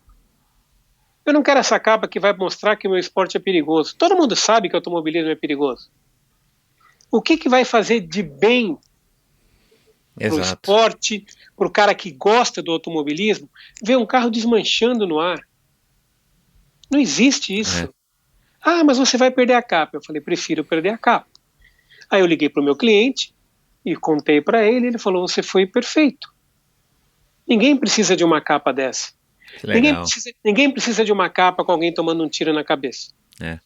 Não é? Exato. Você sabe que é mais sensacionalista, né? Talvez venda mais jornal por conta disso, mas realmente para o esporte não agrega nada, né? Muito pelo contrário, né? Não, vai afastar quem gosta. Então essa sensibilidade que a Fernanda teve, que outros profissionais têm, infelizmente nós voltamos também no ponto do caráter, nem todo mundo tem. Não é todo mundo, né? O cara vê numa situação, como você falou, sensacionalista, em achar que tem que dar. Outro exemplo que eu vivi foi na São Silvestre, quando um cadeirante faleceu, há uns 4, 5 anos, se eu não me lembro exatamente. E o cadeirante faleceu porque na descida do Pacaembu bateu num buraco e ele chapou no muro. Uau. Ok. Naquele dia, às 5 da tarde, a gente soltou um boletim. E eu falando. No outro dia, a gente solta outro boletim sobre o que aconteceu. Um amigo meu que fez faculdade comigo, que eu respeitava muito, me solta uma notícia dizendo que a família não tinha sido atendida, que ninguém entrou em contato, quando era tudo mentira. Eu cheguei para ele e falei, cara, você me conhece há tanto tempo, por que você não me ligou? Exato, é. Me ligasse e eu te dava a nossa versão.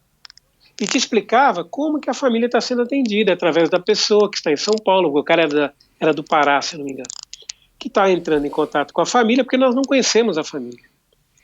Aí eu liguei para ele e falei, pô, bicho, você esqueceu o caminho básico do jornalismo, que é checar os dois lados.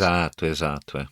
Ah, mas eu precisava sair porque tinha que sair, porque senão a gente ia tomar um furo. Eu falei, você não tomou um furo, você deu um furo de informação. Você fez uma besteira de informação errada. Então, para quê? É. Como o Datena na televisão, no mesmo episódio, xingando todo mundo, fazendo aquele drama. Eu falei, cara, ninguém da produção do Datena me ligou e eu era o porta-voz e só eu falei com a imprensa para perguntar o que estava acontecendo. Me liga. Me liga que eu jamais é sensacionalismo, né, cara? Vão atrás da pior versão porque vem demais. Pois é, isso tem que acabar, né? É esse jornalismo que não agrega. É esse jornalismo que afasta as pessoas. E é esse jornalismo que diminui o respeito. Qual que é a melhor coisa de ser jornalista esportivo, de trabalhar com o que você trabalha? Você falou agora há pouco da dificuldade e tal, e qual que é a melhor coisa, assim, uma coisa que você fica feliz que você está aí fazendo isso? Eu vou te devolver a pergunta. Qual foi sua satisfação quando completou o RAM? Não foi incrível? Incrível, fabuloso. Então, essa satisfação que vocês tiveram é a satisfação que nós temos de divulgar isso. Legal. Então, o que me dá de motivação são as várias histórias. Por exemplo, ontem eu estava vendo um pouquinho de Pan-Americano, vi o rapaz na ginástica na barra, a alegria por ter conseguido aquilo, por ter conseguido um resultado expressivo. E ele falou uma declaração muito boa, que ele falou assim, nós estamos trabalhando para melhorar. Então, a satisfação de divulgar essa história, de escrever uma matéria sobre isso, de mostrar uma imagem sobre isso, é o que motiva no esporte. No esporte você tem histórias tristes? Tem. Eu já fiz, infelizmente, muitos pilotos ou situações onde tinha morte. Mas infelizmente faz parte da vida. Mas com certeza os momentos de alegria que eu pude retransmitir, que eu pude passar para as pessoas que estavam lendo, vendo, escutando, foram maiores. E isso que motiva. Felizmente o esporte te dá muito mais alegria do que tristeza. E isso que me faz gostar do jornalismo esportivo, que me faz gostar de cobrir esportes. Se a gente fosse parar para te contar tantas histórias bonitas que eu vi nesses 30 anos, a gente ia até o final do ano. Porque são vários exemplos de pessoas que se dedicaram. E sejam elas atletas, dirigentes, promotores, todo mundo faz seu trabalho. E quando o seu trabalho é bem feito, o esporte cresce e todo mundo ganha. Né? Claro. Então, esse prazer, meu amigo, eu sempre vou ter, de contar boas histórias. Mesmo ficando 5 dias sem tomar banho, né? Teve mais alguma roubada, assim, alguma história que você pode contar dentre todas essas que você tem no teu HD aí?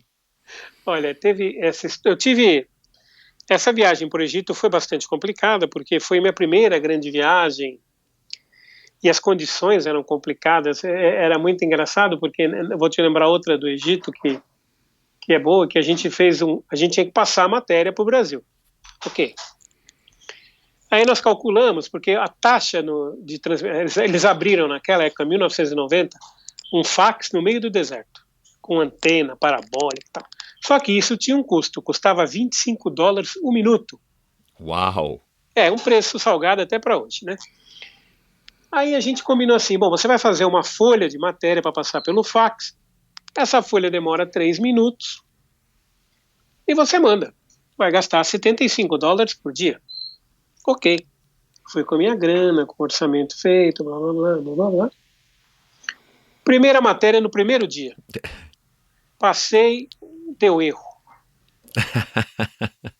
Aí o cara fala porque assim, o fax ainda dava erro, é verdade. não, aí o cara fala assim para mim, tem que pagar. Falei, mas não foi a matéria. Tem que pagar. Ok. E naquele dia o sinal estava muito ruim e eu tentei várias vezes.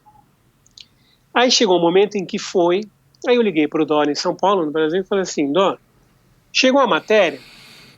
Ele falou assim, chegou, mas só metade. Dita. Eu falei, o quê? Dita, tá bom, eu dito, você que manda. Plá, plá, plá, plá, plá. Resumindo, os meus $75 programados para o primeiro dia viraram $700. Nossa, cara. Eu peguei o telefone. Por causa dos pulsos de telefone, né? O interurbano. Aí eu peguei o telefone, liguei para o Dória de novo e falei, Dória, é o seguinte, vai acabar o trabalho na metade. Ele falou, por quê? Porque custou. Ele falou o seguinte, bom, vai tentando aí ver. E aí brasileiro, como é brasileiro, de vez em quando esse jeitinho brasileiro é bom, Exato, de vez em quando não. Aliás, a maioria das vezes não é. Eu quando parei numa cidade maior, que foi Luxor, fui para um hotel, falei, eu não vou passar dessa organização porque é muito caro. Cheguei lá no hotel e falei assim, olha, eu queria passar um fax para o Brasil. O cara fez assim para mim, para onde? Eu falei, Brasil. Ele falou, eu não conheço o Brasil.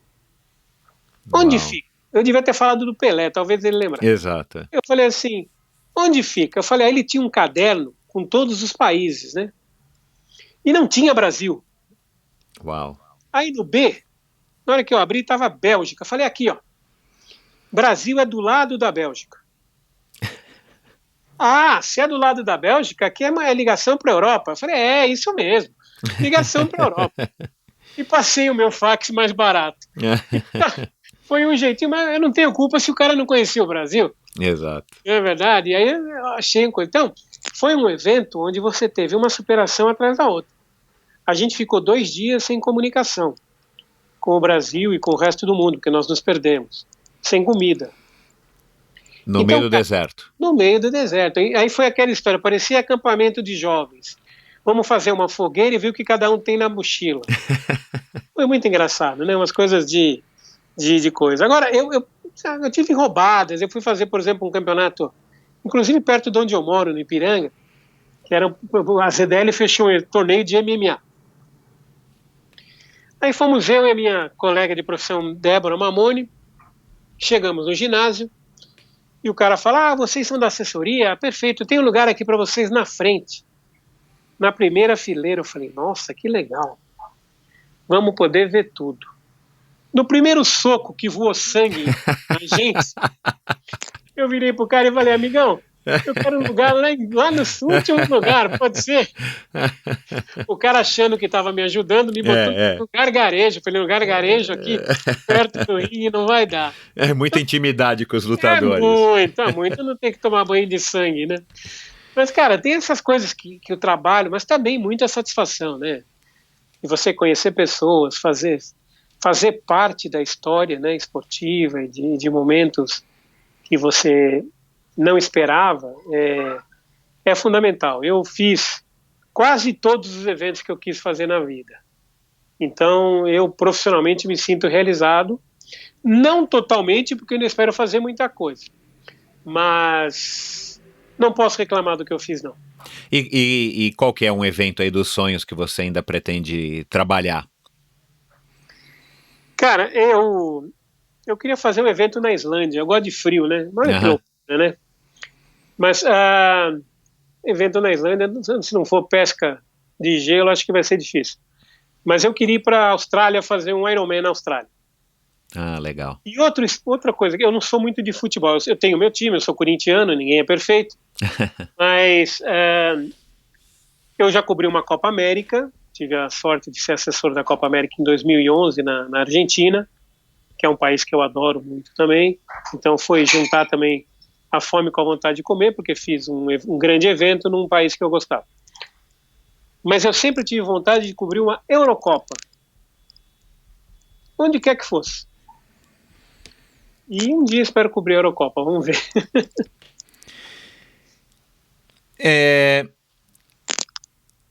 Viver do jornalismo no Brasil, jornalismo esportivo, especificamente, né? Porque aqui é a vertente que você escolheu, é mais um sonho ou uma roubada? É uma batalha diária. Um leão por dia. Não dá para levar o leão e o Simba junto. Porque, primeiro que o desemprego é grande. Todo mundo está sofrendo com isso. As redações estão fechando, os jornais cada vez com menos gente. Então o mercado é muito complicado. Se eu minhas filhas hoje, eu tenho 2 filhas, uma é professor de educação física e a outra vai se formar em veterinário ano que vem. Se elas me perguntassem se queriam ser jornalistas, eu não ia recomendar. Aí só se elas batessem o pé e falassem, mas é o que eu quero fazer, então vamos sofrer juntos, né? Porque eu acho que a paixão pelo que você quer fazer é superior à sua necessidade financeira, eu acho. Na prática isso não funciona, mas na teoria é lindo, né? Então, eu saí por uma vertente diferente, né? Eu já trabalhei em redações, já fiz televisão, jornal, eu só não fiz rádio. Fui editor de várias revistas, de revistas de tênis, de revista até de manutenção e tecnologia eu fui, né? E sempre tive a chance e a oportunidade, e não vou ficar medindo palavras, e a competência de fazer bons eventos. Isso fez com que eu, no trabalho de assessoria de imprensa, fizesse o nome e tivesse meus clientes há muitos tempos. Depois que eu saí da ZDL, também continuei com os clientes, adquiri outros e continuei. Então, a assessoria de imprensa, que tem sido o caminho de muita gente, eu acho que ainda segura um pouquinho a barra. Mas é como eu te falei, é matar o Rei Leão, Simba, a família toda, porque tá difícil para todo mundo, né, Michel? Então, As grandes empresas estão complicadas, porque as coisas não estão rodando como se imaginava que deveriam rodar, e temos que torcer para que rodem, né, porque todo mundo tem que trabalhar e sustentar, né? Você acha, pelo teu conhecimento da profissão, você acha que a assessoria de imprensa é um trabalho que pode se extinguir eventualmente por conta de tecnologia ou sei lá? Ou sempre vai ter que ter alguém que vai representar a empresa, que vai falar sobre a marca, o produto, cobrir a competição? Então nós estamos vivendo a seguinte situação. Sem nenhuma crítica direta, mas é a situação. Hoje, as empresas, por questões financeiras, acham que o trabalho de assessoria é caro. E tem apostado na receita caseira, infelizmente.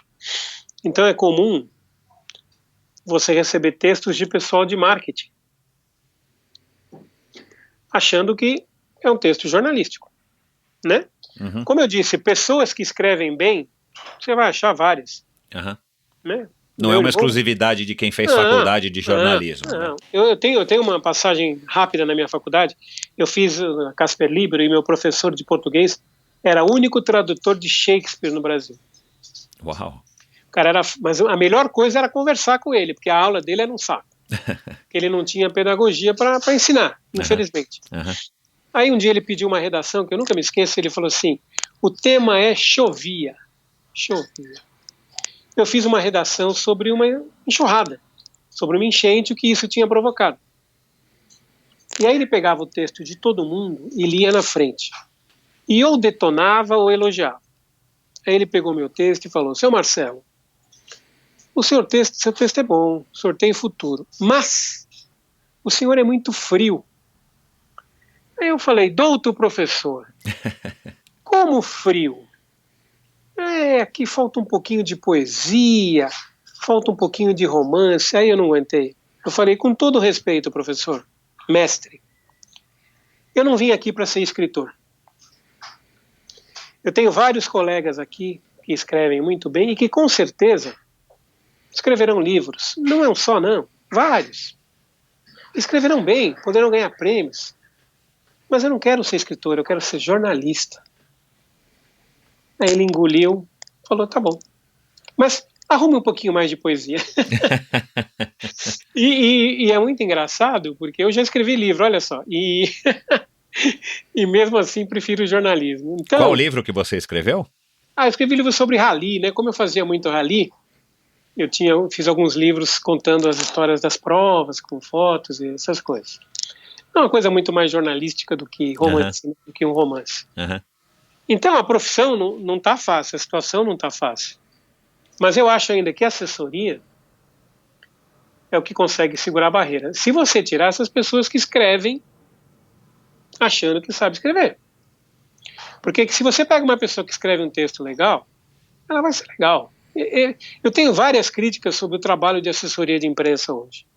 Eu acho que hoje você pega uma assessoria que, se eu sou teu assessor e eu te arrumo uma entrevista com a Folha, as assessorias acham que eu tenho que ficar grudado do seu lado porque você não é capaz de falar alguma coisa. Eu falei, não. Se eu não conseguir ensinar, fazer um media training com você para que você fale, então eu não sou um bom assessor. Né? Então eu acho o seguinte, eu posso estar do seu lado para qualquer complemento, mas a declaração é sua, você é o meu cliente, você tem que aparecer, não eu como assessor. Né? E hoje é o inverso, as assessorias aparecem mais do que o evento. As pessoas gostam, os assessores gostam de valorizar o que eles fazem. Cara, quem tem que valorizar o que eu faço é meu cliente. É chegar no ano que vem, quando tiver todo o calendário, e renovar o meu contrato. Aí ele valorizou meu trabalho. Aí ele reconheceu o que eu fiz. É eu ligar para um jornal e o jornalista falar assim, pô, Braga, você que está me passando, então eu vou querer. Porque você tem credibilidade, a gente sabe que você não ia passar. Porque várias vezes eu já liguei para jornalista, Michel, e falei assim, olha, eu estou com um evento fraco, mas eu preciso da sua ajuda. Você me ajuda? Eu ajudo. E depois, quando chegou a São Silvestre, que é o evento que todo mundo quer, exato, o cara me ligou e falou assim, Braga, você tem alguma coisa que eu possa fazer assim, meio que à parte? Eu falei, tenho. Vai acontecer isso, as pessoas se ajudam. É uma troca, né? É uma troca constante. Porque é aquela história, se eu tenho um torneio, não desmerecendo, adoro biribol, mas um torneio de biribol não é um torneio, não é São Silvestre. Exato. O espaço é outro, então eu vai. Eu vou te contar uma história sobre um caos que aconteceu muito, muito interessante. Conta. Eu fui contratado para fazer um campeonato de bumerangue. Cara, bumerangue. O que eu vou tirar de um campeonato? Não sabia nem que tinha competição de bumerangue. Nossa, eu não sabia nem como ele levantava, nem por que ele voltava. Bom, aí o cara tinha um campeonato de bumerangue ali na Praça da Paz, ali perto da Cidade Jardim, chama ali Praça da Paz, se eu não me engano. Bom, não sei.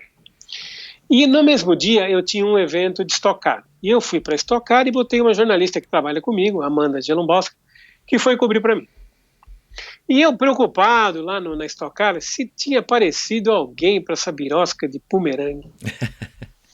Aí de repente ela me liga, eu ligo para ela, e aí, Amanda, tá tudo bem? Falei, Braga, tudo bem, tudo bem. Aí apareceu aqui um monte de imprensa. Falei, o quê? Tem um monte de jornalista aqui. Falei, mas como? O que aconteceu? Alguém morreu? Não, eu vou te contar o que aconteceu. Apareceu um senhor aqui de bicicleta, um senhor inglês, e ele tocava num grupo bastante conhecido, inglês, e o nome dele é Paul. Falei, Paul? O Paul McCartney foi passear de bicicleta no campeonato de bumerangue. Uau! E toda a mídia apareceu atrás dele. A Praça da Paz não foi no Ibirapuera? Não é no Ibirapuera essa a Praça da Paz ou outra? Sabe aquela que fica até escondido ali perto da Cidade Jardim, perto da ponte já? Tem aquela lanchonete que tem em frente ali, eu não sei se é a Praça da... Desculpa, Praça do Povo. Parque do Povo. Parque do Povo, Foi lá. E simplesmente o Paul McCartney apareceu no evento, que ele estava fazendo show. Ou seja, a gente precisa de sorte. Que legal, cara. Não é só trabalhar bem, tem que ter sorte também. E o cara deu retorno pro cara do bumerangue. O cara do bumerangue achou que eu era fantástico.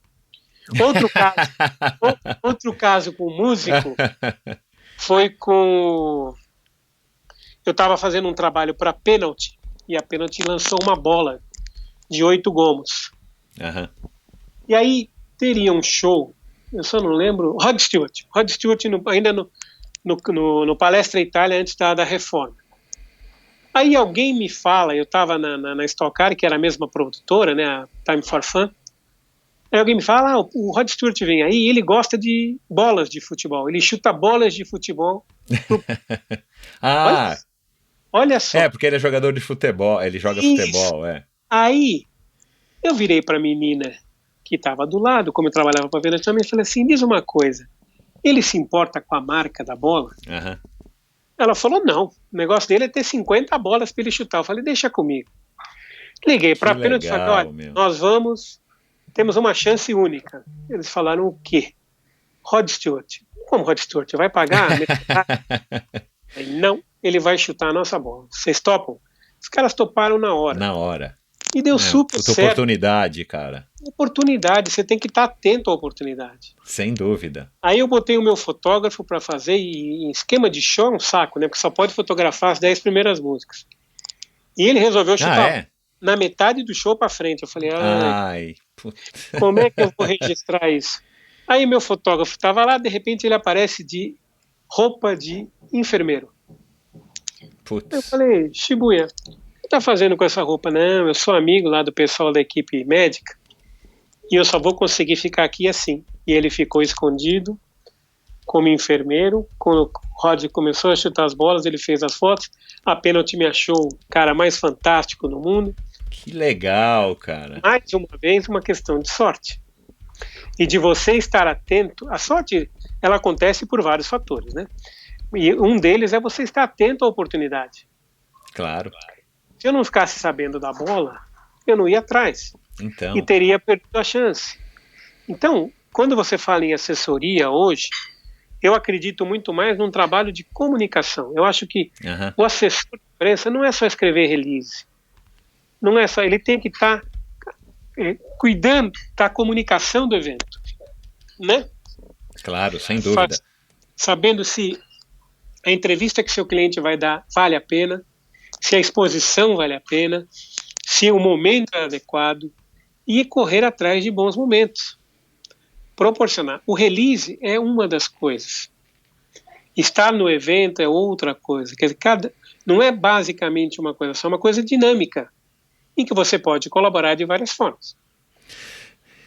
Você consegue, eu imagino que sim, já destacar, você já conseguiu reconhecer, tantos anos cobrindo eventos esportivos, quais são as características que os grandes campeões têm em comum, que as pessoas que estão aí despontando nas suas modalidades, seja Stock Car, seja iatismo, seja triatlon, maratona, você consegue apontar que você descobriu aí nesses anos todos cobrindo quais as principais características que essas pessoas têm em comum?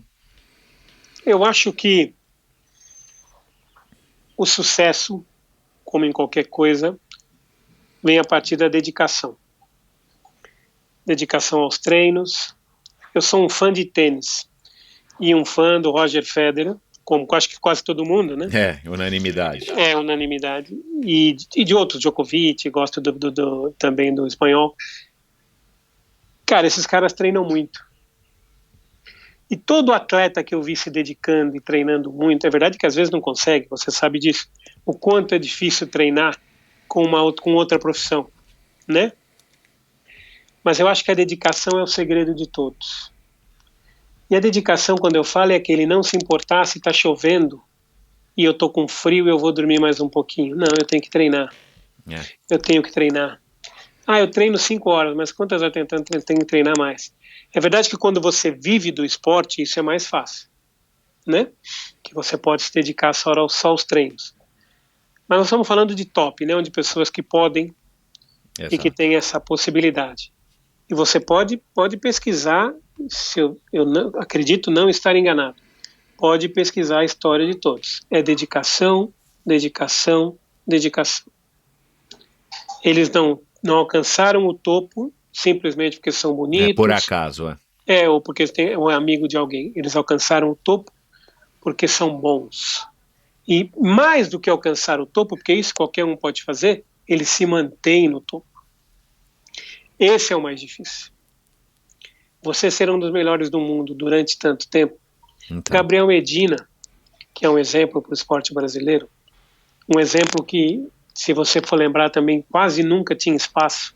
Exato. Eu tenho um amigo jornalista, Moacir Ciro, um outro que sempre mexeram com surf, e eu vi quanto esse pessoal batalhou para conseguir um espaço para surf. Hoje o Medina tem programa de TV. Pois né? é. Então, quer dizer, porque o cara se esforça, porque o cara treina, porque o cara é bom. Porque se ele não ganha hoje, ele pode perder, que faz parte do jogo, amanhã ele ganha de novo. É. Amanhã ele é vice-campeão, que ninguém valoriza nessa terra, mas é bom, né? Dureza, é. Não é, sabe, cara, você pensar que de 500 pessoas você foi o segundo. Então, é. E o cara não valoriza, ele acha que você é um perdedor. Sabe, precisa mudar essa mentalidade, né? Eu acho que isso é uma questão de cabeça. Então, na minha opinião, eu acho que é dedicação. Você tem algum ídolo ou alguns ídolos que você poderia citar que te inspiram, que você idolatra mesmo? Olha, o Federer é um deles, o Magic Johnson, lembra do basquete? Magic? Claro.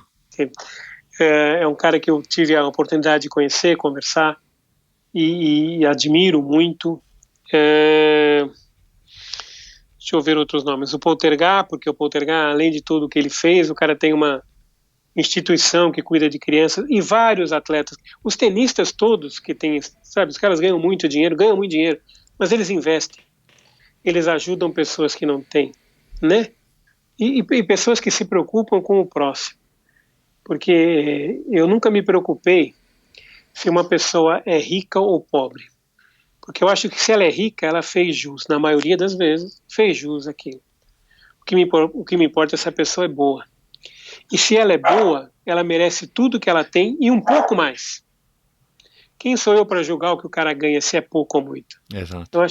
Eu acho que é o seguinte, se ele lutou e se ele fez jus aquilo, existem exceções? Existem, né? Futebol tem muito disso. Onde o cara recebe muito dinheiro e depois não mostra o que realmente é, né? Mas, cara, são nomes de pessoas que realmente se dedicam ao que fazem e se dedicam ao próximo. Eu acho que todos esses são meus ídolos, eu diria. Legal. Para a gente já encerrando, vamos falar um pouquinho aqui de redes sociais. Qual que é a sua opinião aí como assessor de imprensa, como jornalista, a respeito aí das redes sociais? São um instrumento de trabalho, faz parte? Você teve que aceitar, engolir, se adaptar, você adora? Faz parte do trabalho. São importantes pela agilidade, pela possibilidade, pela falta de limite de espaço que você tem. E isso é fundamental, mas em compensação abre espaço também para uma série de coisas negativas que as redes sociais estão se mostrando. É muito fácil você, no anonimato da rede social, ou achando que você é anônimo, você criticar, você xingar, seja jornalista, seja esportista, seja político, seja o que for. Seja o presidente, seja qualquer coisa. É tudo uma questão de respeito. Eu não preciso gostar do presidente para respeitar. Né? A gente volta naquele nosso... Eu respeito. Se eu concordo ou não, isso é uma coisa do meu íntimo. Ou das pessoas que concordam com o que eu faço. Se você gosta do presidente, para que eu vou postar na sua rede xingando o presidente? Eu não tenho nada que fazer isso. Eu não tenho esse direito. E só que a rede social, o que fez? Ela possibilitou que as pessoas invadissem a sua vida. Hoje não existe respeito, o cara te xinga, o cara te ameaça. Por quê? Quem te deu esse direito? A rede social era para você interagir, não para você se meter na vida dos outros. Não para você ameaçar a vida dos outros. Então, eu acho que o sucesso da invenção do seu Mark, por exemplo, que é o Facebook, Instagram, essas coisas tudo dele, só continuará se mudar essa política de respeito. Não estou falando de censura, não. Estou falando de respeito, eu sou contra a censura. Você tem que respeitar. Porque se você cometer um abuso, você vai pagar por aquilo. Ele está pagando milhões de indenização para um monte de... né? Sem dúvida. Hoje. Então, quer dizer, você tem que mudar o caráter dessa história. Se você quer falar... Pode falar. Não, desculpa, termina esse... Se você quer falar mal dos teus ou de outros, fale para os teus. Exato, Não para os outros. Né? Falem para quem concorda com você. Eu tenho vários amigos dos dois lados da política brasileira hoje, esquerda e direita. Sempre digo, eu mantenho os dois. Enquanto me respeitarem, eu vou respeitar a posição de cada um. Não me interessa se ele gosta de A ou B. Me interessa se ele gosta de mim. Uhum. Se ele gosta de mim, se ele se preocupa quando eu tive essa situação que aconteceu, isso é legal. Uhum. Então, isso supera qualquer posição política que ele tenha. Qualquer time de futebol. Que nesse país até futebol dá briga. Entendeu? Então eu não estou preocupado com o que ele gosta. Estou preocupado se ele gosta de mim. E acho que esse devia ser o pensamento de todo mundo. Porque se você está preocupado, se você é corintiano ou palmeirense, para ser seu amigo, então você não tem um amigo, né? Você tem um conhecido. Verdade. Ajuda no teu trabalho as redes sociais, assim, vocês usam ela como um instrumento para, enfim, de trabalho? Ajuda sim, eu e outras assessorias publicamos todos os releases direto no site, no Facebook, no Instagram. Claro, uma maneira rápida de espalhar, né? Muito rápida. O que acontece? Você tem a sua rede, você tem um grupo de amigos. Então, por exemplo, eu tenho o site da Federação Paulista de Vôlei, uma parte de vôlei de praia, onde eu soltei um texto sobre a Copa São Paulo, e esse texto foi para a comunidade do vôlei, no Facebook. Em poucos segundos, muita gente já tinha compartilhado. Exato, tá certo. Isso ajuda a divulgação, ajuda quem acompanha, e ajuda jornalistas, porque existe a comunidade de jornalistas que recebe também. Então, sem dúvida, a tecnologia facilitou o trabalho do jornalista, facilitou a divulgação. O que prejudicou é que todo mundo agora se acha jornalista e fotógrafo, né? O cara tem um iPhone e sai tirando foto e acha que é fotógrafo. Então. Eu lembro que quando eu comecei, lá em 1986, eu mandava matéria de telex. Então acabava o evento, eu tinha que digitar uma fita, que acho que as pessoas que são mais novas podem entrar no Google e pesquisar telex. Vai ver que é um trabalho de corno, mas que era louco. Porque terminava o evento, você tinha que picotar uma fita com a matéria e retransmitir. Então terminava o evento, eu só conseguiria ir embora para minha casa 5 ou 6 horas depois. Hoje termina o evento, em 15 minutos eu acabei. 15 minutos se o meu fotógrafo demorar para mandar as fotos para mandar com o texto. Se ele mandar, como faz o Fábio Falcone na Unlimited, durante a prova ele me manda as fotos. Então eu escolho as fotos durante a prova. Deixo só a foto final por último. Então eu consigo trabalhar até em menos de 15 minutos. Porque está todo mundo... Além do trabalho da assessoria, tem redes sociais, tem site que mostra ao vivo, tem um monte de formas de acompanhar, tem gente que tem os seus blogs que divulgam. Voltando àquela história do blog, eu respeito quem tem blog. Eu não sou contra blog. Mas existe uma diferença entre jornalismo e blogueiro. De blogueiro, E o que você acha, para terminar, do podcast? Cara, podcast para mim é uma coisa que tem crescido muito, né? Hoje nós tivemos um boom de blogs, um boom de sites pessoais, dos influenciadores. Essa palavra influenciador me deixa meio preocupado. Influencia a quem? A quem, né? Porque se for contar por like que todo mundo compra, não vale a pena, né? Mas eu conheço pessoas que comentam sobre várias coisas que vale a pena acompanhar. O podcast, o que faz? Você está falando com a pessoa. Você em nenhum momento me julgou. Você me perguntou as coisas para eu contar a minha história. Isso é o legal. As pessoas podem contar a sua história, né? Isso funciona também quando o cara é youtuber, desde que ele não fique naquele jabá tradicional de fazer só as coisas que são pagas, né? Uhum.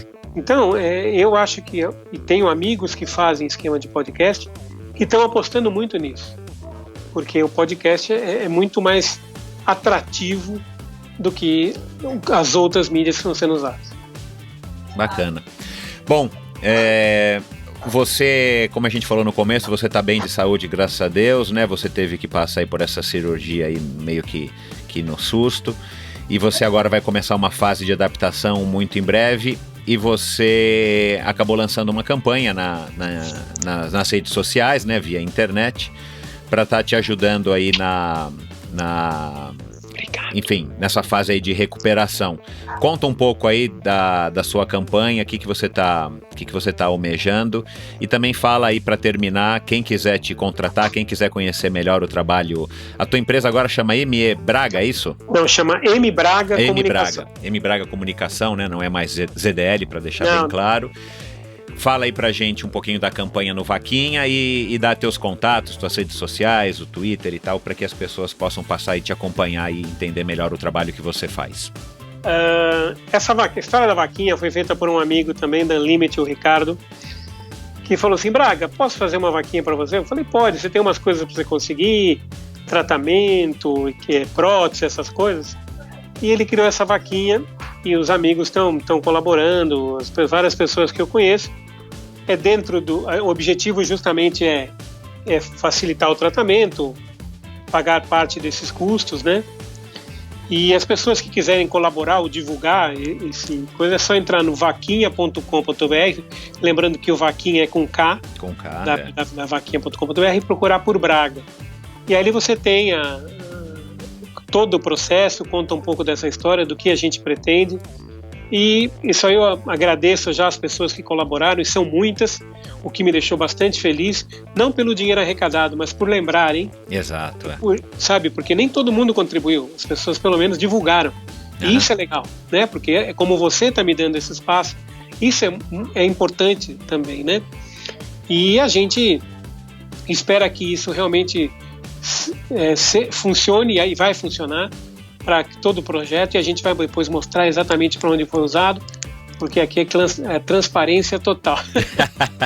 Eu não quero ganhar dinheiro com a vaquinha, eu quero ganhar dinheiro com o meu trabalho. É isso aí. E quem tiver interessado numa assessoria de imprensa, o meu e-mail é mbraga.com, @mbraga.com, meu telefone é 11 98266 6086, e a gente está à disposição para o trabalho de assessoria de imprensa. E você tem site, tem Twitter, Facebook? Eu tenho o Facebook, que é mbragacom.com.br, e tenho o Instagram também, que é mebraga, e as pessoas podem me achar. E mais do que tudo, o que é legal é o espaço que você está me dando, Michel, porque além da gente se conhecer há tanto tempo, ter passado por perrengues juntos e bons momentos também, né? Sem dúvida, mais bons momentos. Graças a Deus, mais bons momentos, desde as maratonas em Fortaleza. Aliás, qualquer coisa em Fortaleza é bom. Eu estou para descobrir uma coisa, acho que até bolinha de gude em Fortaleza. Até bumerangue em Fortaleza, mesmo sem o Paul McCartney. Mesmo sem o Paul McCartney. E obrigado pelo espaço. Que bom, cara. Todos os links vão estar no post do episódio de hoje. Não precisa sair correndo e voltar e anotar. Vai estar tudo lá no endorfinabr.com. Para quem quiser anotar, para quem quiser seguir, clicar, doar e acompanhar aí o trabalho do Braga. Como você já pôde perceber, é um cara que tem uma vasta experiência e um cara super íntegro, um cara super profissional, um cara bacana, um cara aí que entende do que faz. E é isso, Braga, muito obrigado, boa sorte na tua recuperação. Eu e todo mundo que está ouvindo vai estar torcendo com certeza por você, para que, como você mesmo disse aí para mim off no começo, que até o final do ano você já esteja cobrindo a São Silvestre e, se der certo, correndo a São Silvestre com a sua prótese super mega hiper power de carbono. Obrigado a você, Michel, mais uma vez. Obrigado pelo espaço, e com certeza, cara, que eu estou determinado a estar voltando a cobrir eventos no campo, porque trabalhando eu já estou, mas cobrir os eventos em campo até a São Silvestre. Essa é a meta. E vamos atrás. Show de bola, cara. Obrigado, um abração. Um abraço para você e um abraço para todos os ouvintes.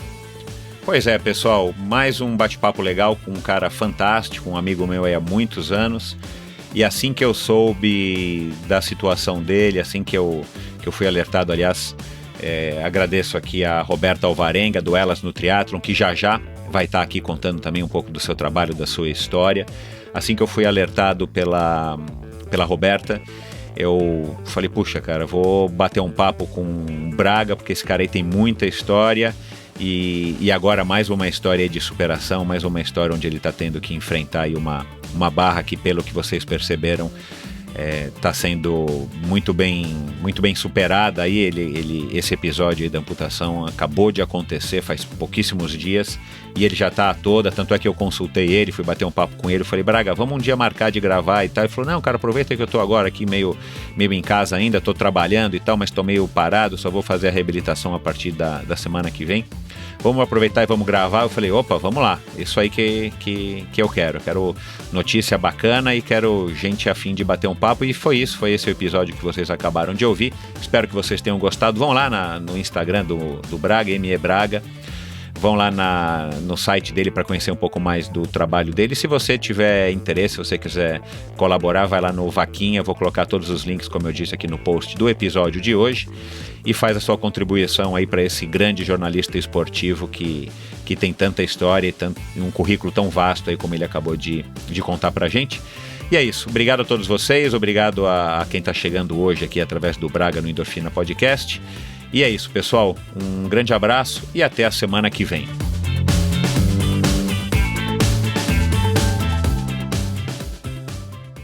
Este episódio foi um oferecimento da Probiótica. Por sinal, tenho certeza de que você já tem acompanhado o trabalho muito legal que a Probiótica vem fazendo, investindo não apenas na fabricação de produtos de primeira linha, é claro, mas também ao patrocinar provas e atletas. Aliás, parabéns à Probiótica pela iniciativa. Estamos precisando de empresas que acreditem no esporte de uma maneira sustentável, e o apoio aos atletas profissionais é uma parte importantíssima nesse processo. Aliás, muitos atletas já comentaram a esse respeito aqui no Endorfina. A Probiótica produz uma linha específica de suplementos da mais alta qualidade para os esportes de endurance, tanto para os seus treinos quanto para as provas. Você encontra uma linha completa de carboidratos, desde o tradicional Carbap Gel até o Carbap Pós 4x1, diversos tipos de proteínas, energéticos como a D-ribose e a destrose, glutamina, creatina e os BCAAs que seu nutricionista já deve ter recomendado. Estes produtos e toda a extensa e completa linha de suplementos da Probiótica você encontra na Quality Nutrition. Apenas uma loja com a experiência, conhecimento e excelência da Quality Nutrition é capaz de oferecer a variedade e o atendimento que você procura. Uma ideia bacana da Quality Nutrition, e que, ao meu ver, foi uma grande sacada do Marcelo Kim, foi a criação dos combos promocionais. Você compra 3 produtos iguais e ganha um desconto que pode chegar aos 50%. Outra sacada é a Quality Week. Em toda a última semana do mês, cerca de 80 produtos nacionais e importados entram em promoção, com descontos que também podem chegar aos 50%. Além dos 3 endereços em São Paulo, você pode comprar convenientemente de qualquer lugar do Brasil através da loja virtual da Quality Nutrition. Você tem literalmente na ponta dos dedos acesso a uma quantidade inimaginável de marcas e produtos. Acesse qualitynutritionloja.com.br e faça suas compras hoje mesmo. A Probiótica é patrocinadora oficial do circuito Ironman Brasil e 3-Day Series 2019. probiotica.com.br. Acesse o site agora mesmo e conheça a linha completa de produtos da Probiótica. No Instagram, Probiótica Oficial e Quality Nutrition Loja. Siga os perfis e fique por dentro das últimas novidades dessas duas marcas. Obrigado por ouvir esse episódio do Endorfina. Acesse o endorfinabr.com, vá no post do episódio de hoje para conhecer um pouco mais sobre o meu convidado e alguns assuntos abordados em nossa conversa. Lá você ainda encontra todos os episódios do Endorfina e uma galeria de fotos da história do triatlon brasileiro. Se você curtiu, colabore assinando o Endorfina na iTunes Store ou Spotify e compartilhando com seus amigos. Lembre-se de enviar suas sugestões, críticas e comentários através do perfil Endorfina BR no Instagram ou através do Endorfina com Michel Bogli no Facebook. Um abraço e até a semana que vem.